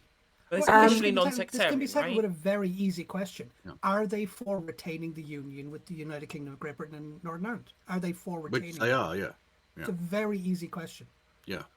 Yeah. Yeah, they're but it's- do you think it's they would soft be unionism. running terrorist campaigns, or Well, if exactly, they this is the did Is thing. get that their all way? unionism No. means to you, though? No, I'm saying unionism isn't necessarily a monolith. There are good faith, I don't know, like traditional unionist reasons to remain part of the union, which are mostly economic, which I think would be Well, this is- the main issue, which Yeah. Kevin Logan brought We're up. not would- presuming in any militancy border here. poll, it would be economic issues, I think, mostly for Well, this is- people to. Well, to be fair, I was playing devil's advocate, but there are undoubtedly factors involved here. Like, there are I did the joke before we got going about I'm not going to do an Ian Paisley here. Like, I'm playing devil's advocate. There are reasons, perfectly valid reasons, that one might think it's the safest option to just stick with the status quo for the time being, because the potential violence, the economics, blah blah blah, right? And those are definitely true. I don't think they overpower the larger historical and moral reasons for wanting reunification, but they are barriers that are going to have to be gotten over. They're not like, I didn't make those issues up. They're real things that are going to have to be dealt with. Definitely. That's why I was thinking that the idea of there being this high appetite for unification, it's maybe kind of smoke and mirrors, really. When you were talking before, I forgot the name of the person who's just joined the chat. Sorry, but when we're talking about amongst young people, sectarianism going down, religiosity going down, and I say, well, Sinn Féin have a lot of support right now, and is that support, especially when it's lots of their votes are coming from young people now, is that because they're offering them an escape from neoliberalism rather than offering them an escape from the idea of being about sectarianism? Yeah, to back up the point I was making earlier about unionism in the kind of hardcore sense being all they have. If you add up the three main unionist parties, the DUP, the Ulster Unionists, and the traditional union voice, they are almost exactly the statistic that that Lexi gave a second ago for the overall population. They're 42% was their combined vote. So it's essentially a sectarian headcount. I don't think that's going anywhere anytime soon. Whereas I think, like you say, republicanism has a roughly equal number in general, but I think people are far more swayable towards an alliance position or an SDLP kind of soft devolution position than are necessarily absolutely all or nothing Republicans, if that makes sense. Maybe, I don't know. And like the really, really annoying elephant in the room behind all of this is we are fundamentally talking about a decolonial struggle, because the people who are in unionist communities now are not the same people who took up the royal charters to cede land seized from Anglo-Norman lords who were taken off from the plantations. Like the Protestant communities in the north of Ireland have been there since 1610. They are there longer than most white Anglo-Saxon people have been in the United States. Any claim that they don't belong here requires serious revision because of just the common sense of how we think about these ideas. It is their home. We have to figure out how to make that matter to them. Honestly, because right now their home only matters if it's a part of the United Kingdom, when I think their home is literally where they live and the communities around where they live. It's figuring out to make it actually make sense to them. Well, this is actually Lexi. He tried talking. I genuinely think the only way that reunification would be able to happen in the sort of next 10 to 20 years if it was some sort of federal system between I'm for federalising into the provinces, Ireland overall and then devolved powers to the north and the south. I think that would be the only way it could potentially work. Well, this is the thing. To Zonzi's point that he made earlier about the need to do the cultural work of sort of essentially winning the argument with people on both sides of the border, because it's not settled on either side of the border yet. That work needs to be done as quickly as possible, because the longer you go away from the original colonial nonsense of the separation of there being a border at all on the island of Ireland, the more separate these people become. I think you're starting to see that in places like North Korea and South Korea. The difference becomes so vast that reunification becomes more difficult the more time passes, and therefore things like either the status quo, which is difficult to overcome, as we saw with the nationalists in Scotland and the problems they had of overcoming that status quo bias, and secondly, the idea of Northern Ireland as an independent nation becomes more viable because people don't see themselves either as uniquely Irish or uniquely British, but as Northern Irish. Like, a question I don't know how to answer is, imagine reunification happens and you have a separatist movement who view themselves neither as Irish neither as British. They view themselves as Northern Irish with a long, century-long history and tradition of overcoming religious sectarianism. I don't know how to resolve that. Yeah. Oh yeah, and it's possible that at this point it's intractable. I hope not. I don't want to be black-pilled about this, but it's possible that we've passed the Rubicon on this, and it's not possible to overcome these problems. I don't know. Honestly, my biggest concern about all of this is that with Bojo playing fucking stupid bollocks with the Northern Ireland Protocol, the EU are going to turn around and go, right, hard border down the middle of Ireland or fucking nothing. Yeah. And then the moment they start building fucking checkpoints, you're going to get bombs going off again. Yeah, but yeah, people. And I don't know how big the new IRA is anymore. I knew how big it was when Lyra McGee was killed by them. Don't know how fucking big it is now. Last I heard, when they were talking about instituting a hard border, the new IRA was recruiting again, and that fucking worries me. Well, that's I don't want that shit to start. If they stop, the IRA never went away. They just put down their guns. That's my understanding. All right, Jerry. Well, and not just that, but regardless, once they start putting up those border checkpoints again, even if the IRA's overall numbers aren't that big right now, they'll find fucking recruits. Yeah, they will. In no time. There is a very interesting trend through history of, like, every time the IRA sets a bomb off, their popularity drops. But every time the British do something that the Republicans don't like, or that those who aren't actively unionists don't like, their population fucking skyrockets again. Yeah. Their popularity even skyrockets again. So yeah, no, you'll absolutely get people signing up if a hard border is put down there, and that fucking worries me. And that's like, again, I think a really strong pull for people towards the status quo. That essentially, whilst the British government is prepared to pump in the billions necessary to stabilise Northern Ireland, not necessarily for it to progress, but just keep it fucking quiet, stop bombs going off. People generally don't want bombs going off. Obviously, we look at Ukraine right now. The pull towards the idea that any significant change one way or the other will start the troubles back off in some new form is enough for people to go, let's just fucking keep it the way it is. It's uncomfortable, it's not perfect for anyone, but we're not dying, so Boris Johnson's shown complete contempt for the idea of the status quo. He doesn't care about the status quo. He's thrown everything out of the window because he's got his fucking stupid ERG red lines about customs unions and single market access. And then he keeps going to the European Union saying, "Oh well, I can't have any ECJ, oversight over to what happens on this border." I'm like, well, no, we need something to go on. Okay, well, you've hit my red lines. We have to renegotiate again. Playing silly buggers for 4 fucking years, right? Literally, because of Nigel Farage and Peter Bone and fucking Bernard Jenkins and cunts like this in the home counties, they're potentially going to spark a fucking terrorist-based civil war in the north of Ireland. Just because of their fucking stupid, like you say, xenophobic nonsense, basically. Brilliant, thanks, guys. But the thing is, I don't even think it's xenophobic. I think it's just, like, all of the... I mean, maybe the ERG are xenophobic from a Boris Johnson's perspective, and probably most people in his cabinet. They're just literally trying to appeal to as broad a base as possible, right? Oh, yeah, that's strictly why I mentioned those... Yeah, that's strictly why, like I mentioned, Farage and those kind of ERG rightists in the Tory party, because they're never going to be in government. They're just they're fucking freaks, right? Well, there's plenty of freaks in the government right now, but they're even freakier freaks. And just a second, Kev. Chud, you said you had to bail after 2 hours. Is that still a thing? No, it's not. I can keep going.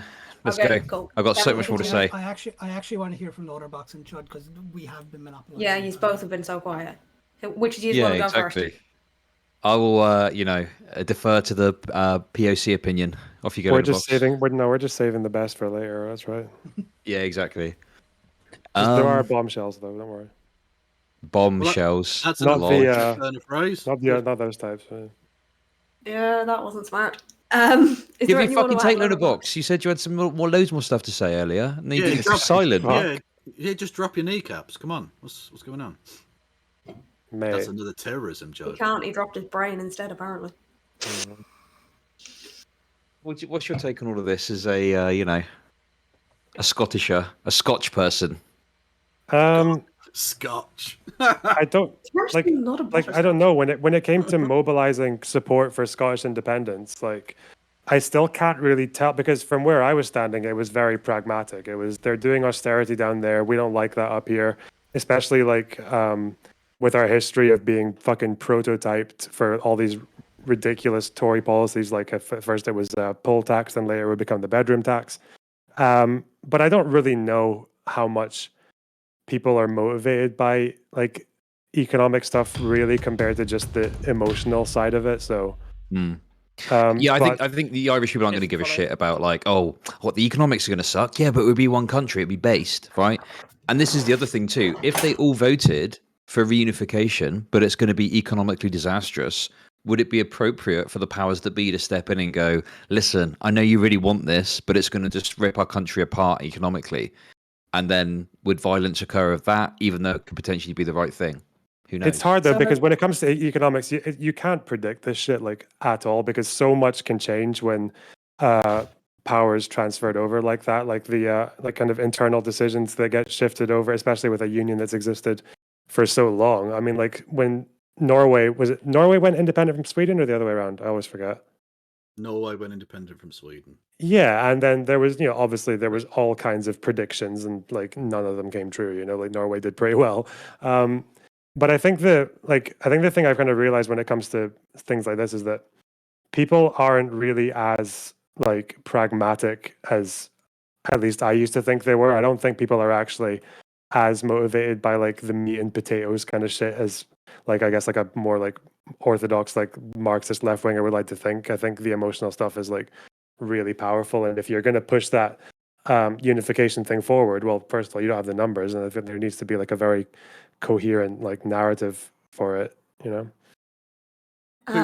Two quick one of- points. Firstly, Rangers just lost, so that's for me that's as good as Irish unification. Fuck them.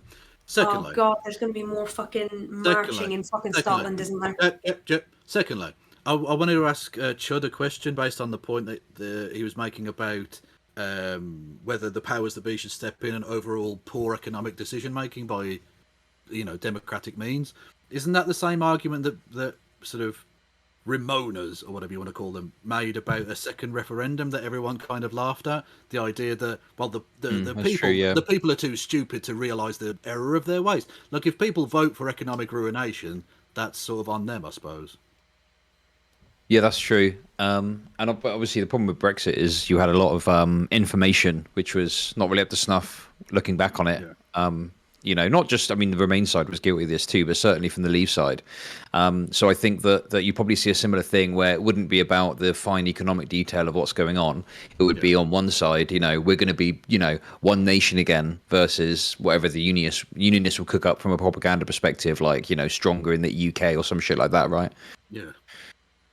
Yeah, because like you're never going to get that concession from the people who voted Leave. Remember with the NHS thing, the NHS promised on the bus that obviously turned out to be false. And then every time a Brexit person was asked if that was what swayed their decision anyway, they're always like, no, definitely not. No, I never believed it in the first place, I think Yeah. They don't care about it. if we're looking at reunification, I think what's probably going to have to happen first is a referendum on whether or not the North wants to leave the Union at all, full stop. And then there'll have to be a referendum if they vote yes on that, whether or not they do want to rejoin Ireland, and then what that would have to look like. I think you would have to have a referendum about that. Otherwise, you'll end up with a Brexit Mark II and everybody fucked. Yeah. Well, look, reunification means reunification. What's not to understand? You'd have to have a referendum in the south as well. Well, no, exactly. Yeah, you need a border poll on both sides. Realistically, I don't think you could have just a two option one of in or out either. You'd need to have some sort of independence or Devo Max, as they were calling it in Scotland or whatever. One of those. You need a third and possibly even fourth option, and that leaves open the possibility of do you have to have a 50% majority, or would a plurality of the vote be enough on both sides? Like, where do you go with that? The possibilities are mind-numbingly endless. Clearly, How they do we need a feel? green, white, and orange reunification. That's the correct unification. True. True. How do we feel about the South annexing the North? Like, No chance. it seems to have Based. worked in Fucking Crimea. based. And Yeah. remember that Hassan has more viewers than there are people in Ireland. So Stop being I'm I'm salty joking. about I'm sorry. I take extreme prejudice with the idea of the South annexing the North, simply because even the terminology involved. The South is referred to as the Irish Free State that exists only because the British government introduced legislation into the War for Independence legislation in 1921 to introduce a partition into what was already one national context of the Kingdom of Northern Ireland. The South, the Republic of Ireland, for I think it was like 75 to 90 years of its constitution, lay claim to the island of Ireland and its 32 historic and traditional counties. It's not an annexation for two principal reasons. One, we view our island as colonized. We're not trying to invade or take, we just want them to leave. Well, that's the thing. Yeah, framing. the framing is fundamentally opposite to reality, because it's not. It wouldn't be an annexation. It's not a colonial endeavor. It's an anti-colonial endeavor. It's the removal of colonization rather than colonization itself. Just to be clear, I was joking about No, I annexation. know, but Okay. but some people do make some, dumb I was in the argument bathroom, based so I on didn't know the tone. What do you mean by you Sorry. want the people to leave? I want the bureaucratic logistical structures of the United Kingdom of Great Britain and Northern Ireland to cease claiming the north of Ireland as its political territory. No, and I want the island of Ireland to have a national But sovereign. what about the political people state. actually? Can the people who live there claim it as their territory, like the unionist I want them to claim it as a plurality? territory because it is their home. Yeah. Well, fundamentally, this is the point. It is their home, and self-determination means they get to decide what happens with it. And also, Yeah, listen, just to be clear, I want to back Zanzi up a bit here, right? I don't think Zanzi's the kind of person that's going to be like marching in, being like, right, who's English? Right, fuck off. You're out on your rook, right? Look, it's clearly Doug whistling white genocide. That's what's happening here. Fact. Okay. I see through all of this fancy talk. Just want to kill old Whitey. God Almighty.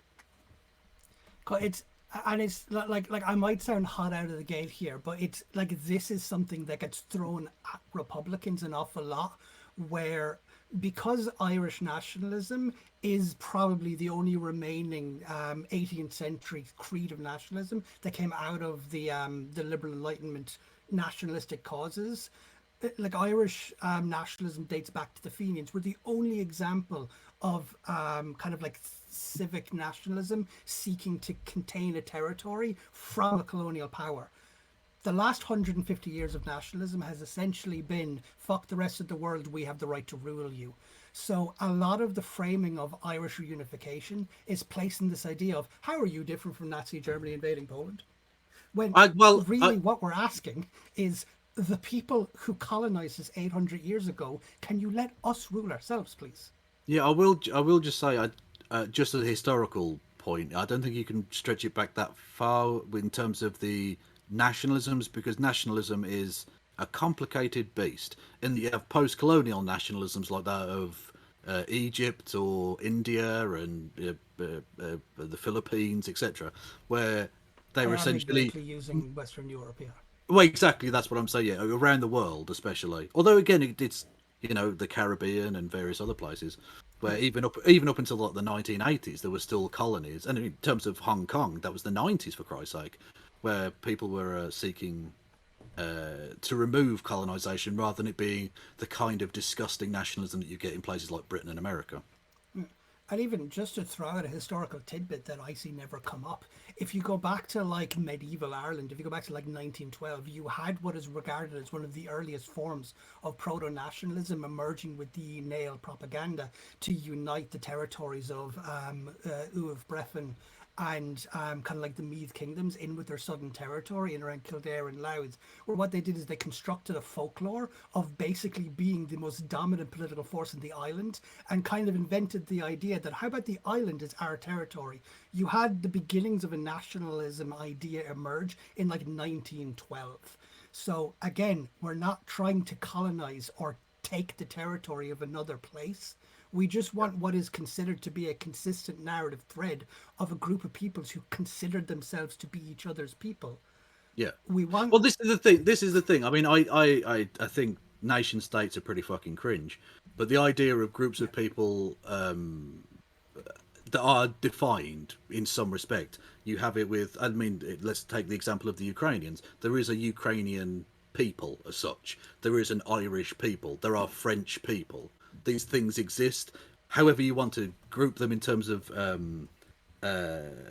administration and government and all the rest of it are somewhat different. But the idea that there should be these ridiculous borders drawn by fucking bigoted idiots 100 years ago, dividing people based on, well, as much as they could get away with, basically, in Ireland, is just nonsense. It's a throwback to a bygone age that needs to fucking die.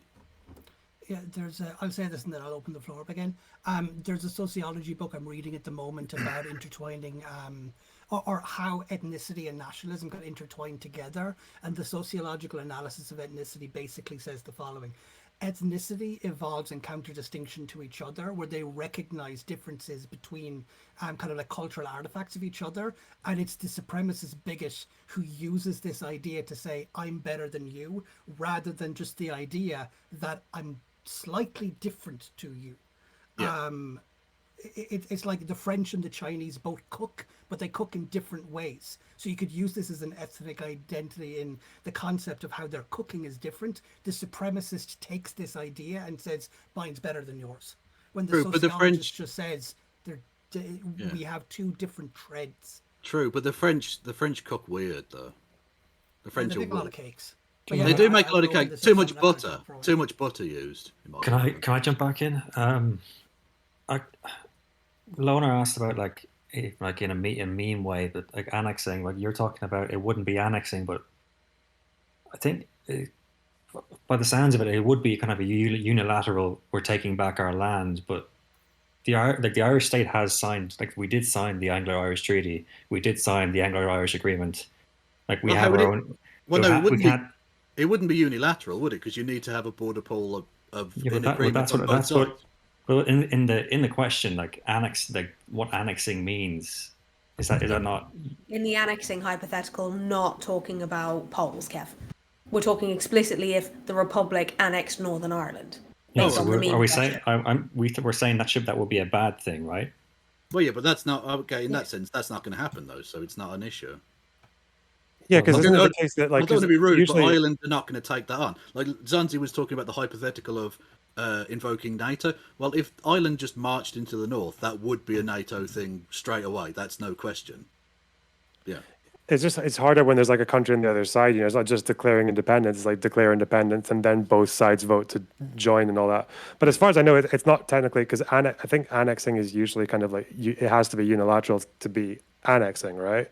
Yeah. Whereas in the case of Northern Ireland, they can't have a referendum unless the Irish Secretary allows it. Isn't that the case?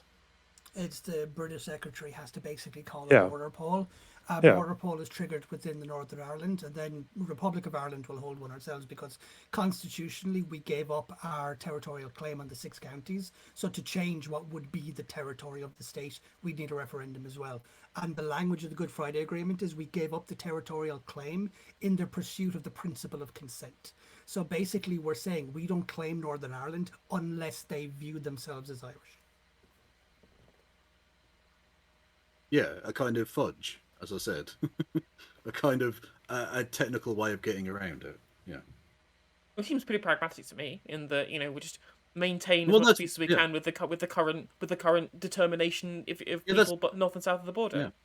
Yeah, that's what I mean. I wasn't saying that as like a criticism. It's literally the way that diplomacy is sort of supposed to work. Yeah, you find a thing that works for all parties, and it basically has for the most part. Like, it's not ideal, and I do want reunification, but it's certainly preferable to the way it was in the 80s and the 70s. That was a fucking joke. Yeah. Yeah, The quite. guys But they, who drew that's up why I that was- document won the Nobel Peace Prize. It's a phenomenal piece of paper because it brought peace to two peoples who were killing each other. Yeah. Right. So, basically, It are we would just be- saying then? Sorry, are we just saying that the Good Friday Agreement is correct, and we should just listen to that, basically? No, we're saying it's an existing treaty that needs to be stuck by as much as possible. Yeah. we take a pragmatic perspective that we don't want there to be violence, and the Good Friday Agreement is the thing that's stopping there from being violence right now, which is being threatened by just essentially diplomatic vandalism by Westminster, by the UK government. Yeah, exactly. This is the The thing. Good It Friday doesn't. Agreement is the closest thing to peace we've had for 100 years. It Yeah. doesn't. I it- don't really like it, but all of the other options are so much worse. The Good Friday Agreement is based. Right. You would Who say would that. who would be the funniest to give moderation powers to? The ability to mute people, do you reckon? I don't know. I'm I torn would- between Chud and Kevin. Are we Give basically? it to Kevin. We all agree, don't we? Pretty much, except for this Palpatine fucking lib that we got on here. Huh? I like the idea of the Palpatine I lip. thought I was going to get some heat because I thought somebody was annoyed with me. Um, Yeah, What did I was looking Palpatine forward think to that was argue. cringe I don't specifically? get to argue. The problem is, Anza, your actually positions are fairly reasonable. We need. That is a big NATO problem. I think the We NATO need thing some- was dumb. Okay, well, let's go with that then. There's no the UK wouldn't need NATO to kick any kind of Irish army out of the north. They're non-existent Irish it's not military. about whether or not they need it. It's the fact that it would actively trigger Article 15 because of how NATO was structured. Also, Kevin, you have the ability to... Hang on a minute. Kevin, you have the ability to mute people. I need to move because my back is seizing up, and if not, I'm going to end up screaming. Okay. So I will be right back. No, Article 5 wouldn't be invoked. They wouldn't really. They didn't invoke Article 5 when the Falklands were invaded, did they? No. There's no. Or did it exist back then? What about NATO nuking Ireland? That's the biggest risk, surely. Oh, nuking. Okay. It affect the Scottish more than the Irish. If we can't have the territory, nobody can. I was about to Yeah, say, with scorched the amount of fucking nuclear waste going into the Irish Sea from Sellafield, would they even be able to tell? Would you notice any noticeable increase in radiation in that situation? I don't know. Isn't Sellafield What just have we its get life out just of it have is an its excuse to build operating life houses, extended? so I'm all for it. Yeah. What are we suggesting would trigger Article? Is it so? Are we saying that Northern Ireland declares independence or votes to go to Republic of Ireland? Are we saying that triggers NATO, or what? No, Where did that just- come from? Just the Republic of Ireland taking back the land by force. Oh, I brought it up as an okay. example of things that worries me of because we are not a NATO member, but the UK is. What if the UK claims territory and then politically engineers a position that they view this as an invasion of their territory, thus triggering things? It's not about them needing it. The British Army could kick the shit out of us tomorrow if they wanted to. They could Russia Kyiv us and actually do it if they wanted to. For God's sake, our Air Force is 3 propellers, like 3 propeller planes. I think we have like 6 Navy boats. The Irish defence, how do you decide? Like the Irish political approach to defending our territory is we're of strategic importance to Britain. Britain will do it. That is our philosophy. To point out as well, like every time Joe Biden sees a fucking BBC reporter, he points out that he's Irish. So we don't know what side he would pick in an Article 5 situation, to be honest. But that was the point. Are you suggesting Joe Biden's going to nuke London? What? Based. Listen, let's be open to every option here, okay? Well, I want him to nuke Strand Largest to see what happens. Hopefully Joe Biden come and denazify the UK. There's no. True. We have there's no, Nazi like, statues. There's no reason why the Irish state would invade the north. It'd be suicide. Like it doesn't make any sense. Yeah, we actually published reports into potentially doing it, and in the document, and I shit you not, they said that we would have to requisition all of the private and public, like school and city buses, to ferry our defence forces across the border. Jesus Christ! You know you're going up against the nuclear power, lads. Like that, I don't think school buses are going to cut it. If I'm honest. That doesn't seem like a practical way forward. This has been Ireland's approach to international relations for the past 100 years. Yeah. If the most wealthy multinationals of the most wealthy countries have their headquarters here, other countries will make sure war doesn't come to Ireland, because then it'll be bad for their economies. The Saudi Arabia model, basically, or the Qatar model. 1 out of every 4 person employed here privately works for a foreign multinational. We are a tax haven.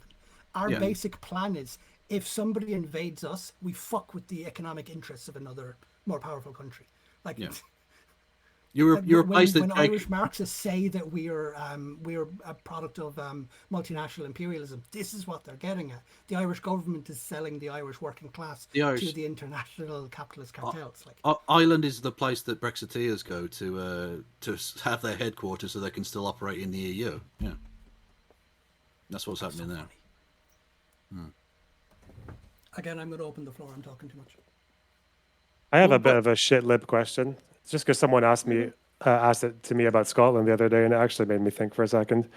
It's like, so you want Irish unification, even though it's pretty far away, it seems, and we've kind of suggested that there might be it's likely that there'd be some violence involved from the Unionists. So it's like, so you want unification, like, why? Because it's based as fuck. Yeah, but like, why? Because the Irish people are a people, and it's a contiguous landmass. There's a history of it. It's just the right thing to do. That's just blood and soil, though, right? Well, not really, because I don't mind people from outside going there to live. Okay. So I'm not saying like that. Okay, but let's say we're kind of we admit that we're kind of risking violence. I'm doing a thing. Don't worry. We admit that we're risking violence for retaliation from the Unionists and also potential economic damage and whatever uncertainty, in exchange for, because there are people. Like, is there any more to that? Like, I'm sure there is, right? Despite the English specifically, nothing, no other. I just want to make English people mad, which I think is the best reason, quite frankly. Yeah, it would upset Jacob Rees-Mogg, and that is enough. Exactly, 100%. Let's go. Yeah. We're touching on something that I've even said to friends. There has to be more to being Irish than not being English. For 500 to 600 years, Irish politics, the concept of the Irish nationality, the identity of being a member of the Irish people, has been juxtaposed of I'm not British and figuring out what it means to live here and not be subject to British laws. So, like, why do we want the whole island? Like, that is part of what I was getting at, where it's cringe we as need to fuck. fundamentally ask the question, what does it mean to be a person who lives on the island of Ireland, and what do we see in each other? Let me give you a health example of why I would like a unified state. We had no shared health response to COVID. There were different lockdown regulations in the occupied 6, and there was different lockdown regulations in the other 26. We had different temperature models. We had different ways of recording data. As far as I know, there wasn't even like an all-island approach. So if you went from like Fermanagh into Monaghan, you weren't regarded as a close contact trace, and you were not recorded, even though you might have infected like 400 people in the Republic and then went back to Fermanagh. You weren't regarded as being a COVID spreader. So there's a really good example where an artificial border that has no evidence in history as the emergence of a political barrier between two places suddenly created massive health problems on either side of that constructed border. See, that's the kind of answers that I think are maybe a bit better, because when it comes, if you've got, because obviously there's a very strong emotional attachment to the island being like one whole thing. Like, I get that. That's why the number one answer you'll get in Scotland for why should we be independent is because it's just sovereignty, right? Like but the problem is with that argument is everyone who's motivated by that is already with you, right? And I feel like isn't the main case for Scottish independence the political disunity with Westminster, right? Is that they're two separate political ideologies, and the border literally just straight separates them, right? And you can see it in basically every single election in which the Conservatives have won in south of the border since time immemorial, where there's been this complete political disunity between two opposing ideologies. I mean, you Yeah. can say that, but like then I guess the skeptic would go, well, what are we struggling to do at the moment in Scotland that the union's stopping us from doing? Like we're already pushing war like with very England. progressive policies, and we're already got like a slightly like our approach to immigration is different, like with the Home Office vehicles, even though they violate it No, every now and no, then. Like LonerBox. War with England.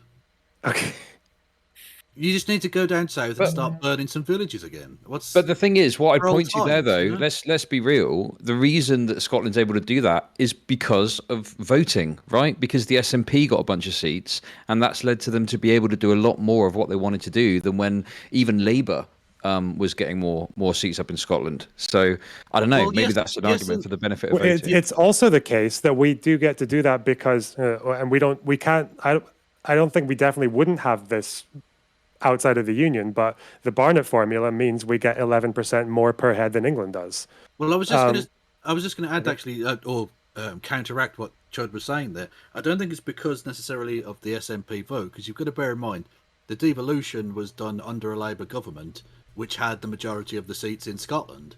The SNP, whilst they were still a political force, were not the dominant power that they are now Wait, in Scotland. so people voted for Labour, right?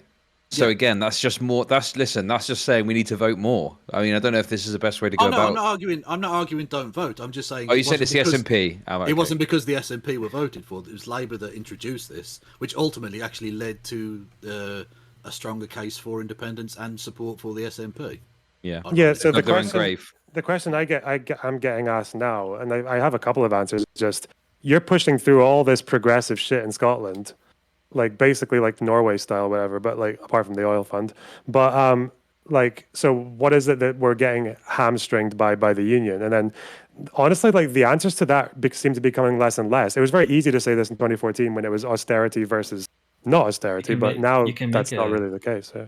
you can make a case that the Northern Ireland executive is extremely dysfunctional. Like they waste so much political capital on this sectarian shit that I would say all the normal local politics or like economic shit it just gets left to the wayside. So I would say it was I don't know if I dysfunctional. agree with that. I But would say it was that's what dysfunctional, except for the fact that it didn't exist for 2 years and then existed for a few months, and now has gone back to not existing anymore. Yeah, that's what I was going to say. I think in total, since the power sharing agreement was put in place, there has been, I think, a single term, 2 terms maybe completed in total in Northern Ireland, and that's it. Yeah. It's not even dysfunctional. That's how shit it is. Yeah. It's mostly non-existent. But I have a And really good it's answer for this, devolved. and quite a simple answer for this, right? But it's got a couple of precursors, so you'll have to bear with me. 1, the sectarianism is becoming less. Things are becoming more secular over time, which means as time goes on, we are less likely to see violence from the unionists, right? If this trend were to continue. With that in mind, and the fact that like anti-Westminster sentiment is growing somewhat in Northern Ireland at the moment, and we're not looking at reunification anything like imminently, because we know that it is such a long drawn out process because it has to be. I think, to be honest, the best answer for it is because colonialism. Like, people should have the right to self-govern. That's what it comes down to. Like, Yep. and at the end of the day, Northern Ireland, and because of the history and what have you, a certain amount, and because of having to stick to the GFA and everything like that, there's a certain amount of like the Republic that cannot completely self-govern because of all the fucking bureaucracy and red tape and shit that has come from the partition. Yeah, well, that's like I said. The longer you go down the road of Northern Ireland being this separate place, especially now with devolution, because it's starting to move away even from the model of Westminster, the more an independent Northern Ireland or an independent vision of what the people of Northern Ireland see themselves as, distinct from those in the across the border there, becomes more sharply into focus, and an independent Northern Ireland becomes more likely than a reunited one, which is worrying, but it's the way it will go. In, say, look, another 100, 200 years, who knows how long. Why is it worrying? Because I don't want that to necessarily happen, because then essentially colonialism was Why? won. Well, because then fucking Churchill's vision of I don't know, island separated wins. It's ridiculous. I don't like it. Look, ultimately, if the people of Northern Ireland choose it, then that's what happens. I'm not going to stop. Like I I like the idea of a united Ireland, but I don't think I think I have to admit that it is basically a blood and soil kind of argument. Like it's not. I don't think there's much. Well, it is. It is, and it I don't think it isn't. comes And from you see, Do you think the anti-colonialism. people who live here are fundamentally pure within their own genealogy, and other people are not Irish? Because that's the blood and soil argument. I don't. If I don't think you believe can. that, then it's not a blood and soil argument. No, but I think blood and soil is just there's an extreme way of saying that, like, the argument for like this border being this way is because we're this people, right? Like that's not it's not blood and soil, but it's like it's again it's we're going to that very kind of like emotional like ethnic argument, right? And if you're going to say that but it's Ethnicity is fuck all to do with historic. it, though. It's the Ethnicity What's wrong has with blood and fuck all soil to do with anyway? it. Ethnicity We're has fuck all to do with it. okay, The point isn't ethnicity, right? Because at the end of the day, genetically speaking, Irish and English people basically the fucking same. Ditto Welsh, ditto Scottish, right? We're all the fucking same. Because we've all fucking intermixed for so fucking long. So why The change problem the status isn't quo? ethnicity. Oh, shut up and let me finish, for fuck's sake. The problem isn't ethnicity. The problem is there is a part of a country that has been divvied off by a colonial power out of greed. Let's be and absolutely, has been kept that way. Let's be absolutely Because honest. Because Westminster decided when they were told to give countries back that they were going to hide Northern Ireland behind their backs, basically, and be like, "No, we don't have anything. It's fine." Well, look, let's be honest. The real problem is fucking white people. If the white people could just sort their fucking shit out, this wouldn't be a problem. Luckily, I'm not white though, so it's okay. I love this argument because it's like the Irish question is so interesting here because we are Schrodinger's white person. Because 100 years ago we were not considered white by any Anglo-Saxon measurement of the word, but drop me anywhere in the world and I'm now white. Yeah. That is it's my favorite example because it points exactly to, like, just to borrow in the blood and soil argument, it points at why that's a problem, because it's trying to argue that certain people are entitled to rule their own civilizations, and it's the idea that other people are incapable of forming civilization. I'm not making this up. This was the British imperial position. They viewed themselves as, we are conquering the world to bring civilization to people not capable of doing it themselves. The white man's burden. They thought they were bringing civilization to the Irish. They viewed the hunger of the famine in 1845 to be a good thing because it taught us that having too much would civilize us. Like, although interestingly, one of the really fascinating reasons that Irish people became to be seen as more as white people than not was actually comes from America, because of Irish immigration during the days of slavery, and the Irish fearing that the low-paid jobs that they were going there to do would be taken by freed slaves, tended to support the status quo of slavery. So white people were like, "Welcome to the white people club. Come on in." It was a political move explicitly to be able to further what's the fucking word I'm looking for? To disenfranchise the black minority in the United States explicitly. Yeah, we have a phrase for it. When we got on the boat, we were green. When we got off the boat, we became white to avoid being mistaken for black. Yeah. So what is the what's the final solution to the Irish question then? Jesus Christ! To not make jokes about it. I just wonder if, like, I think the colonial thing is like yeah, I get it's convincing, but it's just, I feel like you're in that situation where like so many borders around the world are the way they are because of past colonialism. Like, I don't know if you've ever seen a map of Kenya and all the different groups that kind of got split off by borders, like Somalia and Kenya, and it's kind of like half of Kenya is like Somali and shit. And then, you know, that speech of the UN when Russia was going into Ukraine was that the Kenyan guy basically saying that guy was fucking awesome. Yeah, the idea that like, colonialism did put these really unjust and like insane borders around the world that are very far from perfect. But what's the only thing that's like worse than those borders is like what happens when you try to correct them, you know? And that's why we keep the Halab Triangle right now, like. Where? The Halab Triangle. I'm dumb. What's that? Oh, sorry, it's a disputed territory between Egypt and Sudan.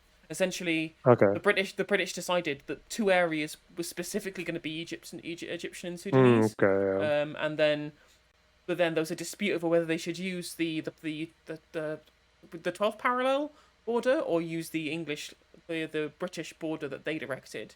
But the Halab Triangle is an area in which is very, very oil rich. So Sudan and Egypt both want that, which technically means that because they both hold claim of the territory in the Halab Triangle, the other bit that doesn't match the 12th parallel, which is I've forgotten the name of now. Neither country claims that territory, so it's one of the only terra nullius areas in the world, which is a fun little fact. Yeah. That. Also, but the bigger problem in Africa is Morocco taking over and controlling Western Sahara. That's just never talked about. The Western Sahara people have been ignored. What's that? Please explain. I don't know. I've never heard of this. Yeah. There's on the northwestern coast of Africa, literally just below Morocco. There used to be a country called Western Sahara. It's sort of shaped like upside down steps. It's a very weird, straight liney country. And it's largely desert, and it was largely settled by Bedouin peoples. And Morocco controls it to the point where on maps it will often have like a dotted outline to it because it's seen as disputed territory, but it's being controlled by Morocco. It's colonialism naked. I always thought that area was owned by Mauritania, but I guess that's what I know. Nope. Yeah, I want to reply to LonerBox's question because Irish history actually answers this question in terms of like, yeah, you can look around the world, you can see the remnants of colonialism. So like the idea of like a national claim to something, what legitimizes that claim? The United Kingdom of Great Britain and the United Kingdom of Great Britain and Ireland was formed in 1800s, and that was as a result of Irish rebellions. Before then, you had the United Kingdom of Great Britain, and one of its subdominions was the Kingdom of Ireland, which basically was an independent kingdom, but it was part of the Commonwealth ruled by a British lord. But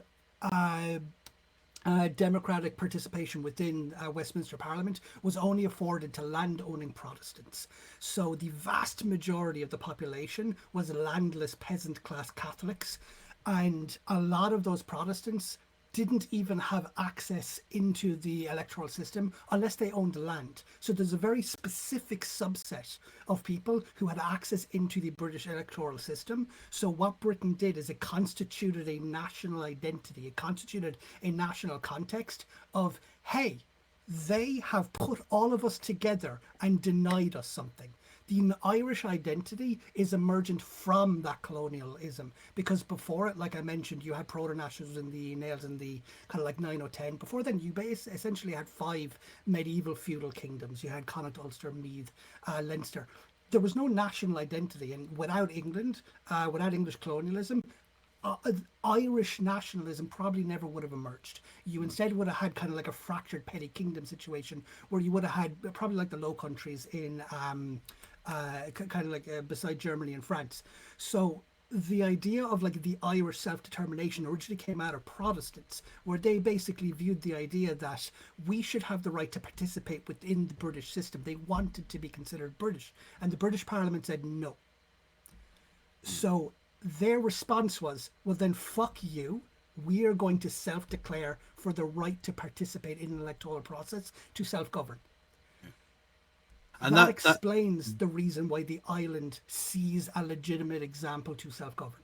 And I don't think that that's just I don't think you're trying to hand wave it away with colonialism by looking to the broader example. But I think when we're talking about colonialism, we have to zero in on the specific colonial example. Yeah, well, that's the history you outlined there is exactly the reason that the thing you mentioned earlier of Irish identity being juxtaposed so strongly to just being not English, not British, is because it was born from occupation and subjugation by Britain. So naturally, revival in the late 1890s, trying to figure out what does it mean to be Irish, to revive kind of like a cultural attitude of the old Celtic philosophy. This way, you had a boom in writing, you had a boom in poetry.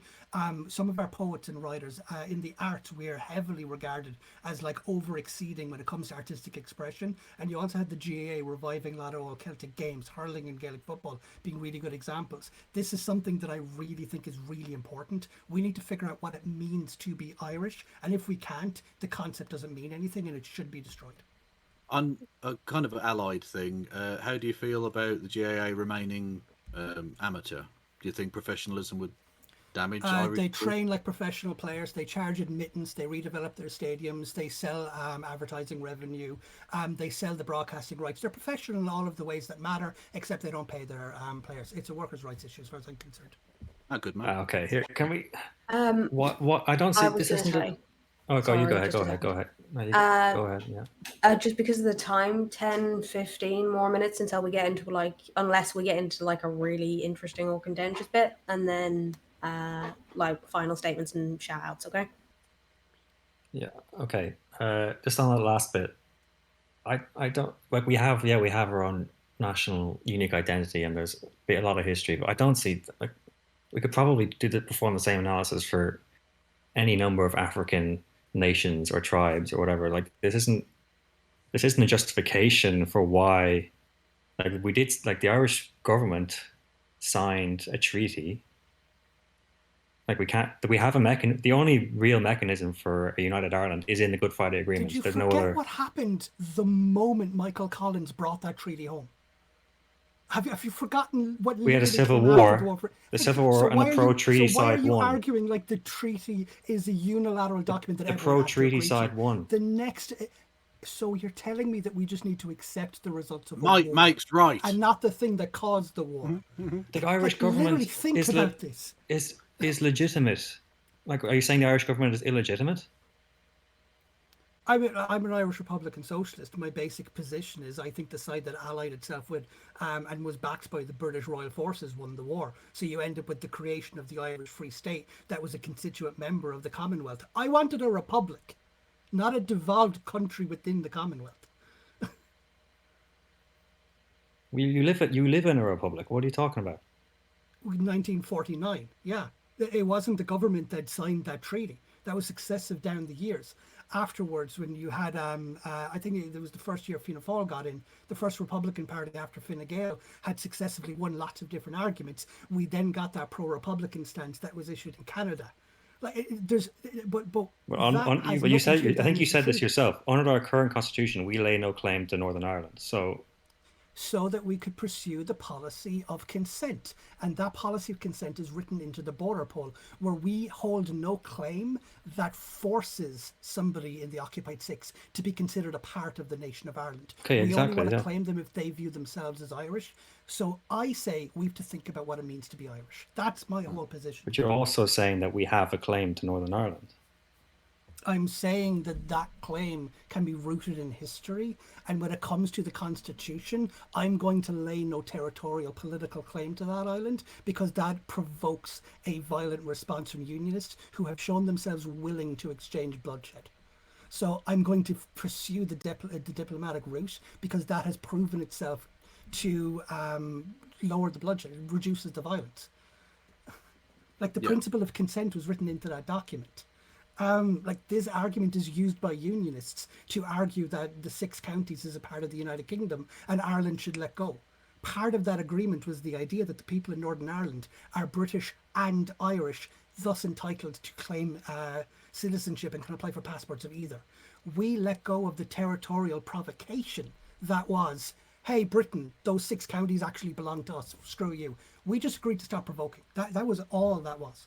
And by the way, even in a reunification situation, I think you'd have to allow for the dual citizenship situation to remain as a status quo. Yeah. Like, ultimately, the rest of Britain wants that, but I think I'm fine with that. You also have to remember as well, when it comes to treaties between the British and the Irish, there is a very, very interesting history of the British government actively doing shit that would break the treaty and then fitting shit in to get around that and applying it retroactively. Are you saying the British Empire wasn't always entirely scrupulous with signing and sticking to agreements with native peoples? Because I'm going to need sources on that one, frankly.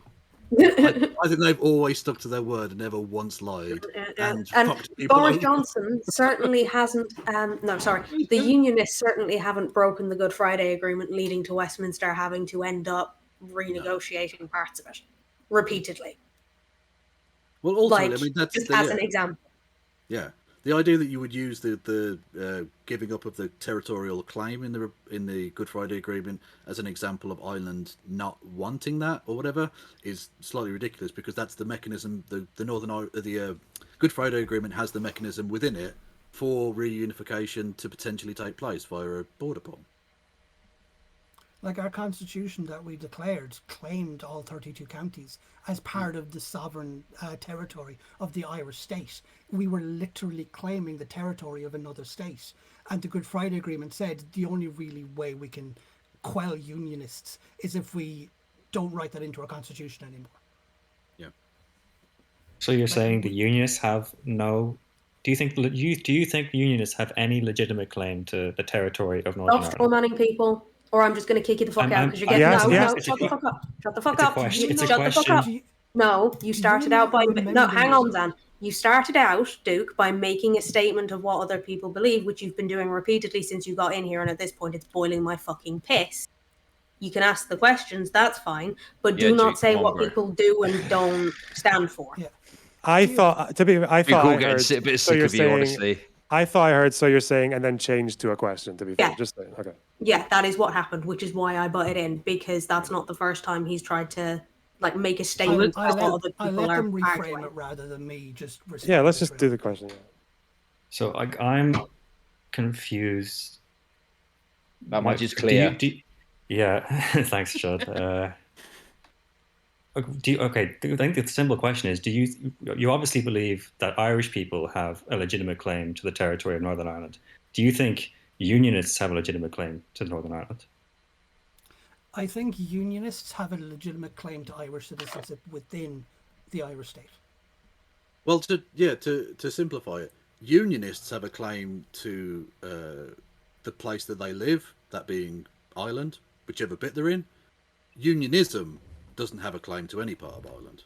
I'm not deporting anybody. They're Irish. They live here. It's their home. Yeah, exactly. Yeah, I believe in self-determination. They can vote for whatever they want, but ultimately, I don't think unionism, i.e., the British government, in essence, have any realistic, proper claim over that land. The people who live there do, because that's how self-determination works.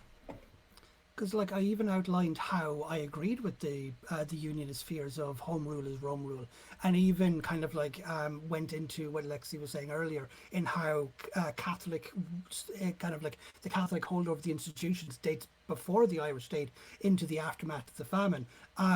All you have to do is look at the recent scandals behind the mother and baby homes to understand the vice grip that Catholicism had over the island.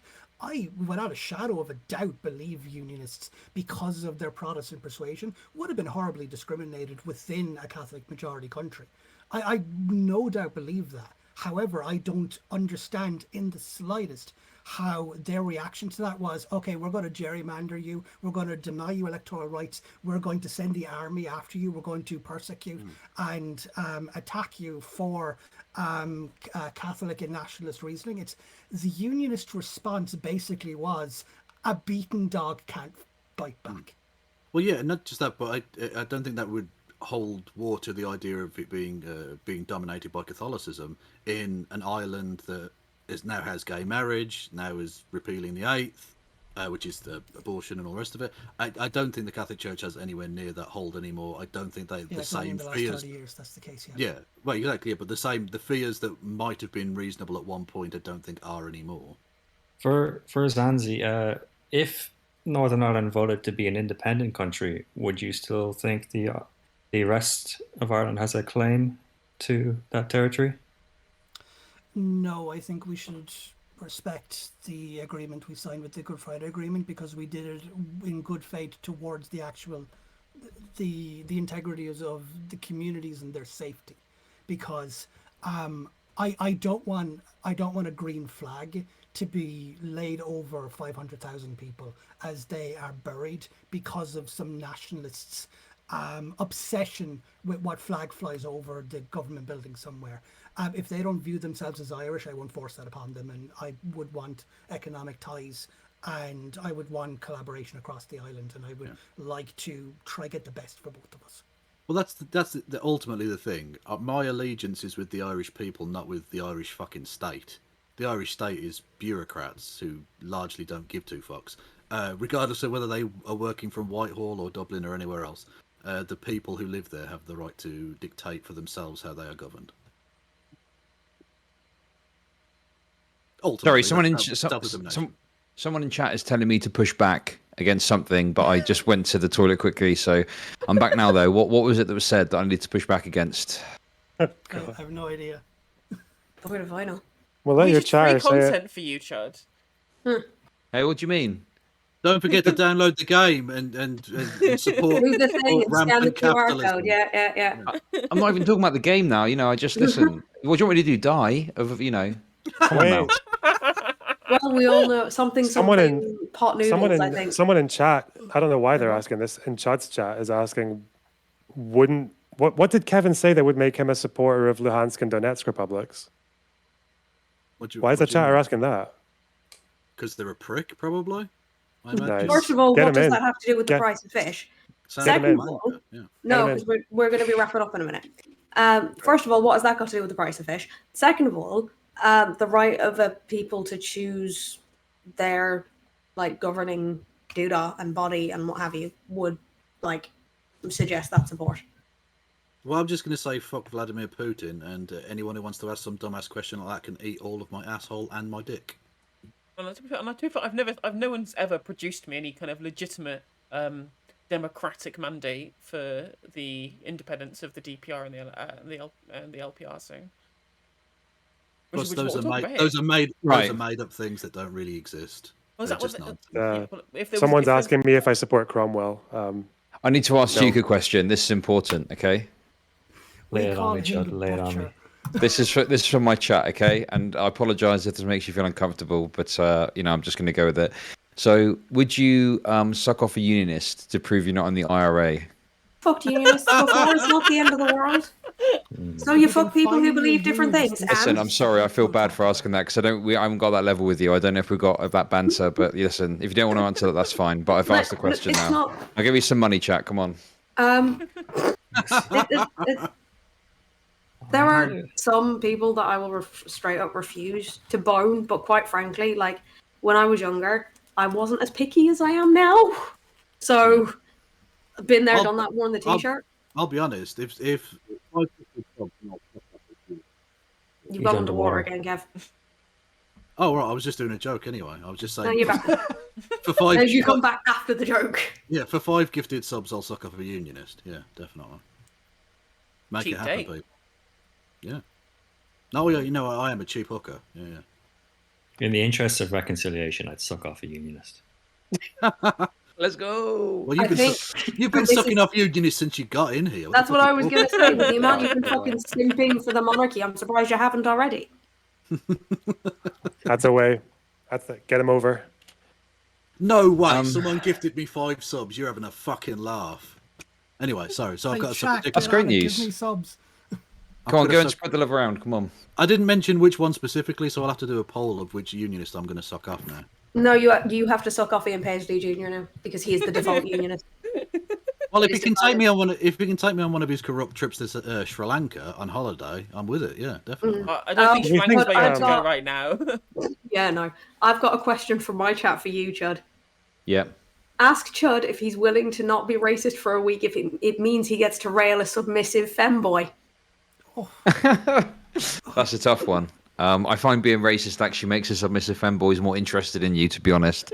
So yeah, I don't know. Well, imagine after having to do that, the cum scream would be the N word, I think, wouldn't it? Probably. Yeah. That's what I say that all the time when I'm having sex.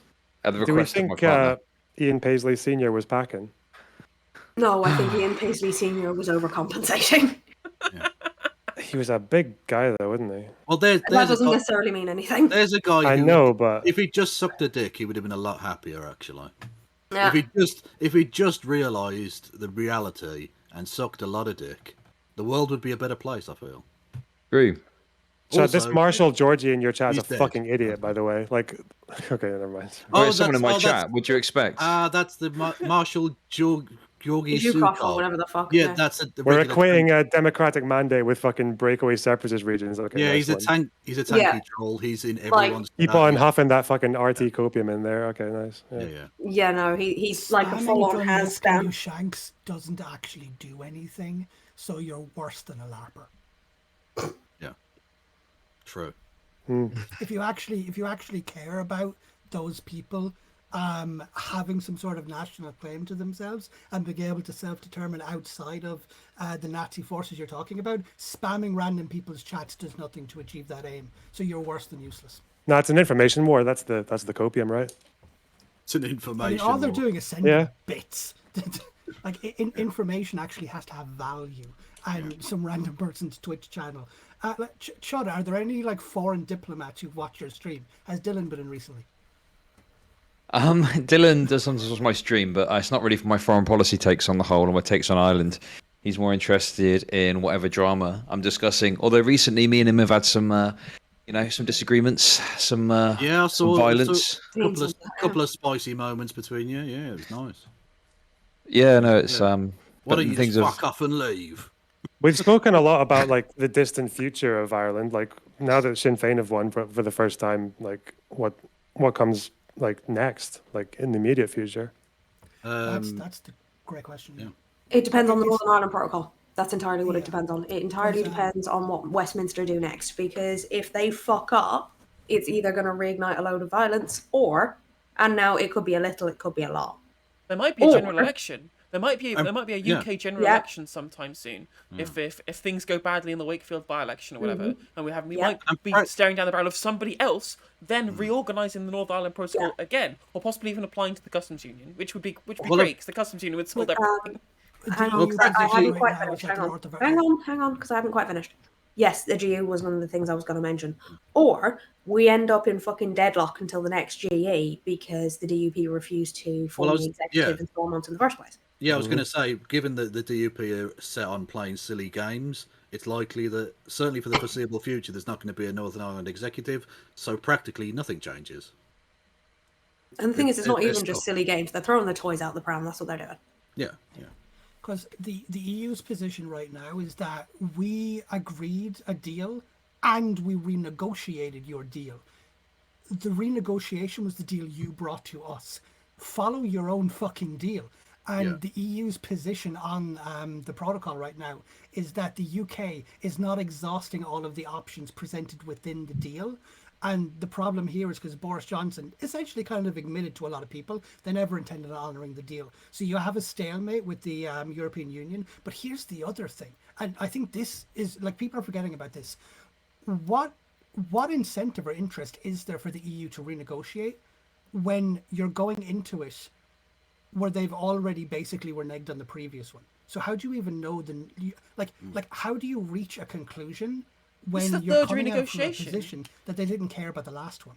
Like Well- it's like all pretense of good faith is already gone. I don't think this can be renegotiated. And for what happens in the North of Ireland, it's either 18 weeks or 6 months. I can't remember which it is. But a government needs to be formed in that time. And if it's not, you go to a re-election. And then if that re-election fails to introduce something, I think the Good Friday Agreement basically collapses, devolution returns to Westminster. At least I think that's how that happens. I don't. Well, no, I'm they not entirely no. sure. Yeah, no, it's that you're basically correct there. But there was the 2-year period recently where that happened, and essentially essentially you have Westminster rule whereby the diktat of the Northern Ireland Ministry runs the day-to-day affairs of Northern Ireland, because there needs to be some form of government there. That you can't just.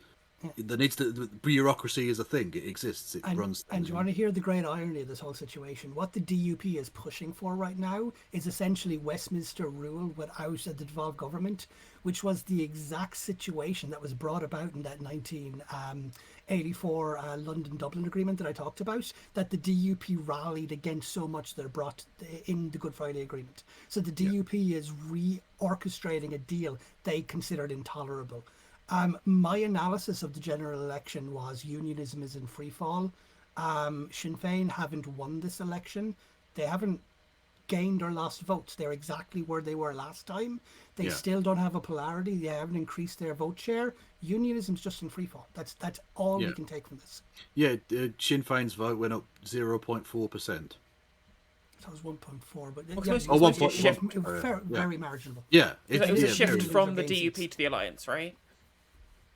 Yeah, to the essentially, yeah. Alliance, and there was a significant uptick for the traditional The TV. unionist voice, which is like Yeah, the but extreme they only people. Yeah, they only retained one seat. So what that indicates, though, is that they didn't have preference share across. A lot of their votes shared into the alliance. So, Yeah. like again, the union's vote collapsed. Yeah, basically. Speaking of unions, so why not try out the latest, greatest mobile game, Dislike? Come to my stream, use a What's that QR got to do code. with unions? What's that got Download for fucking to do with iOS. unions? There's some unions in the game of characters where you choose to fight against the forces of evil with different modes. It's all very good stuff. Come and download it. Scan the QR code. Thank you very Not much. true. That was The- my the contribution, LonerBox. The makers of that game supported the Rwandan genocide. Just saying. Oh. Listen, I don't know. Okay. Thanks to your I chat, disavow. Chud. No My pushback. chat is now I saying appreciate the grind. my chat is now saying that because of this panel and your chat, Chud, I am now required to do a unionist fuckability tier list. Excellent. Yes. That's what we want to see. Where does Edwin Poots fall in this? Oh, bugger if I know. Is that guy's name really Poots? That's crazy. Hoots. My man, literally called Poots. I can't remember his name, but when Arlene Foster got basically outed, the guy who came in, he was there for like 37 days. He was a young Earth creationist. Yeah. I'll be honest with you, just because he's got a cheeky little smile, I'd fuck Jim Sterling. Definitely. He's got the weird little hair and stuff. He's lovely. His politics I'm are engaged. awful. I'm not allowed. Oh, but my hands are tied. I'm sorry. Do we think? I don't know. Like, I haven't been following it that closely. Do we think like the collapse in like the DUP support is down to a collapse in unionist sentiment, or the fact that the DUP has been involved in lots of corruption scandals? And I actually think it's because there's a housing crisis and the cost of living is absolutely astronomical, and the DUP's response has been to look at a piece of paper and say, well, if we can just get this piece of paper right, then all our problems will be solved. Whereas everybody else said, you should be able to afford a house. So as a result, everyone said, I'm voting for the people who seem to be clued in. I think it was very much a case of people being fed up with their bullshit. It'd be really interesting if we have like accidental reunification, just because Sinn Féin are the only party, both sides of the border, offering any kind of proper economic policy that deals with the lives of ordinary people, and they go, well, I guess we'll vote for Sinn Féin, and then reunification just happens just completely accidentally. Yeah. And there's one thing to be said as well as like that Sinn Féin, they're the second largest party in the Republic at the moment. They're basically on course to win. They probably won't win enough to be a single party government. I just can't remember the name of what that's called. Sinn Féin has never led government in the Republic. So right now they're in the very enviable position in electoral politics where every single claim they make, you can't use the nail in the coffin argument of, well, last time you. Right now, Sinn Féin has a ticket to government. After their first term in government, they could collapse. It depends on whether or not they fix the problems in the Republic. They need to fix housing. They need to fix cost of living. They need to fix the energy crisis. They need to fix the health service problem. At the moment, our national maternity hospital, they can't guarantee that abortions will be taking place because the land is being built on land that is currently leased by a nuns organization. So, you know, there's a long way to go before... nuns. Yeah. Why is it always the fucking nuns? It's because they own a shit ton of land in Ireland. Well, we know that. We know why. We know it's because they were fucking trafficking children from the mother and baby homes. Yeah. Amongst other things. Like, for anyone who doesn't know or understand what we've just said there, if you were single and unmarried and you were pregnant in Ireland, you were often put into mother and baby homes where the religious organisation would only take you if they could forcefully take the child off you. You signed away your rights, and then they sold the parental rights of that child to families in the United States.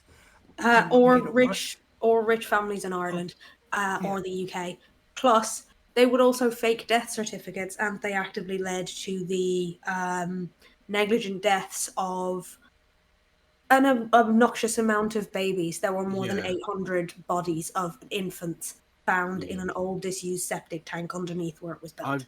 I've said for a while, and I think this is definitely true, and Ireland didn't even cop the worst of it, the Catholic Church is the most evil organisation that has ever existed. Yep. I can't genuinely even argue with that. Yeah. Communist Party of Kampuchea? I don't Yeah, know. I mean, No, there's Catholic literally Door. What just happened? digging up mass graves of kids in Canada, fucking kids being raped by priests on every fucking. I mean, I'm surprised if not Antarctica hasn't had a fucking Catholic Church pedo scandal. They're raping penguins or something. Do you want to know just how bad they get? In the 80s, there was a little boy who was in a residential home in Limerick. St. Joseph's, I think it was called. And he complained that his priest was sexually abusing him too much, and their response was to lobotomize him. That's how bad the Catholics are. Yep. Touche. Yeah, very one up me there. Yep.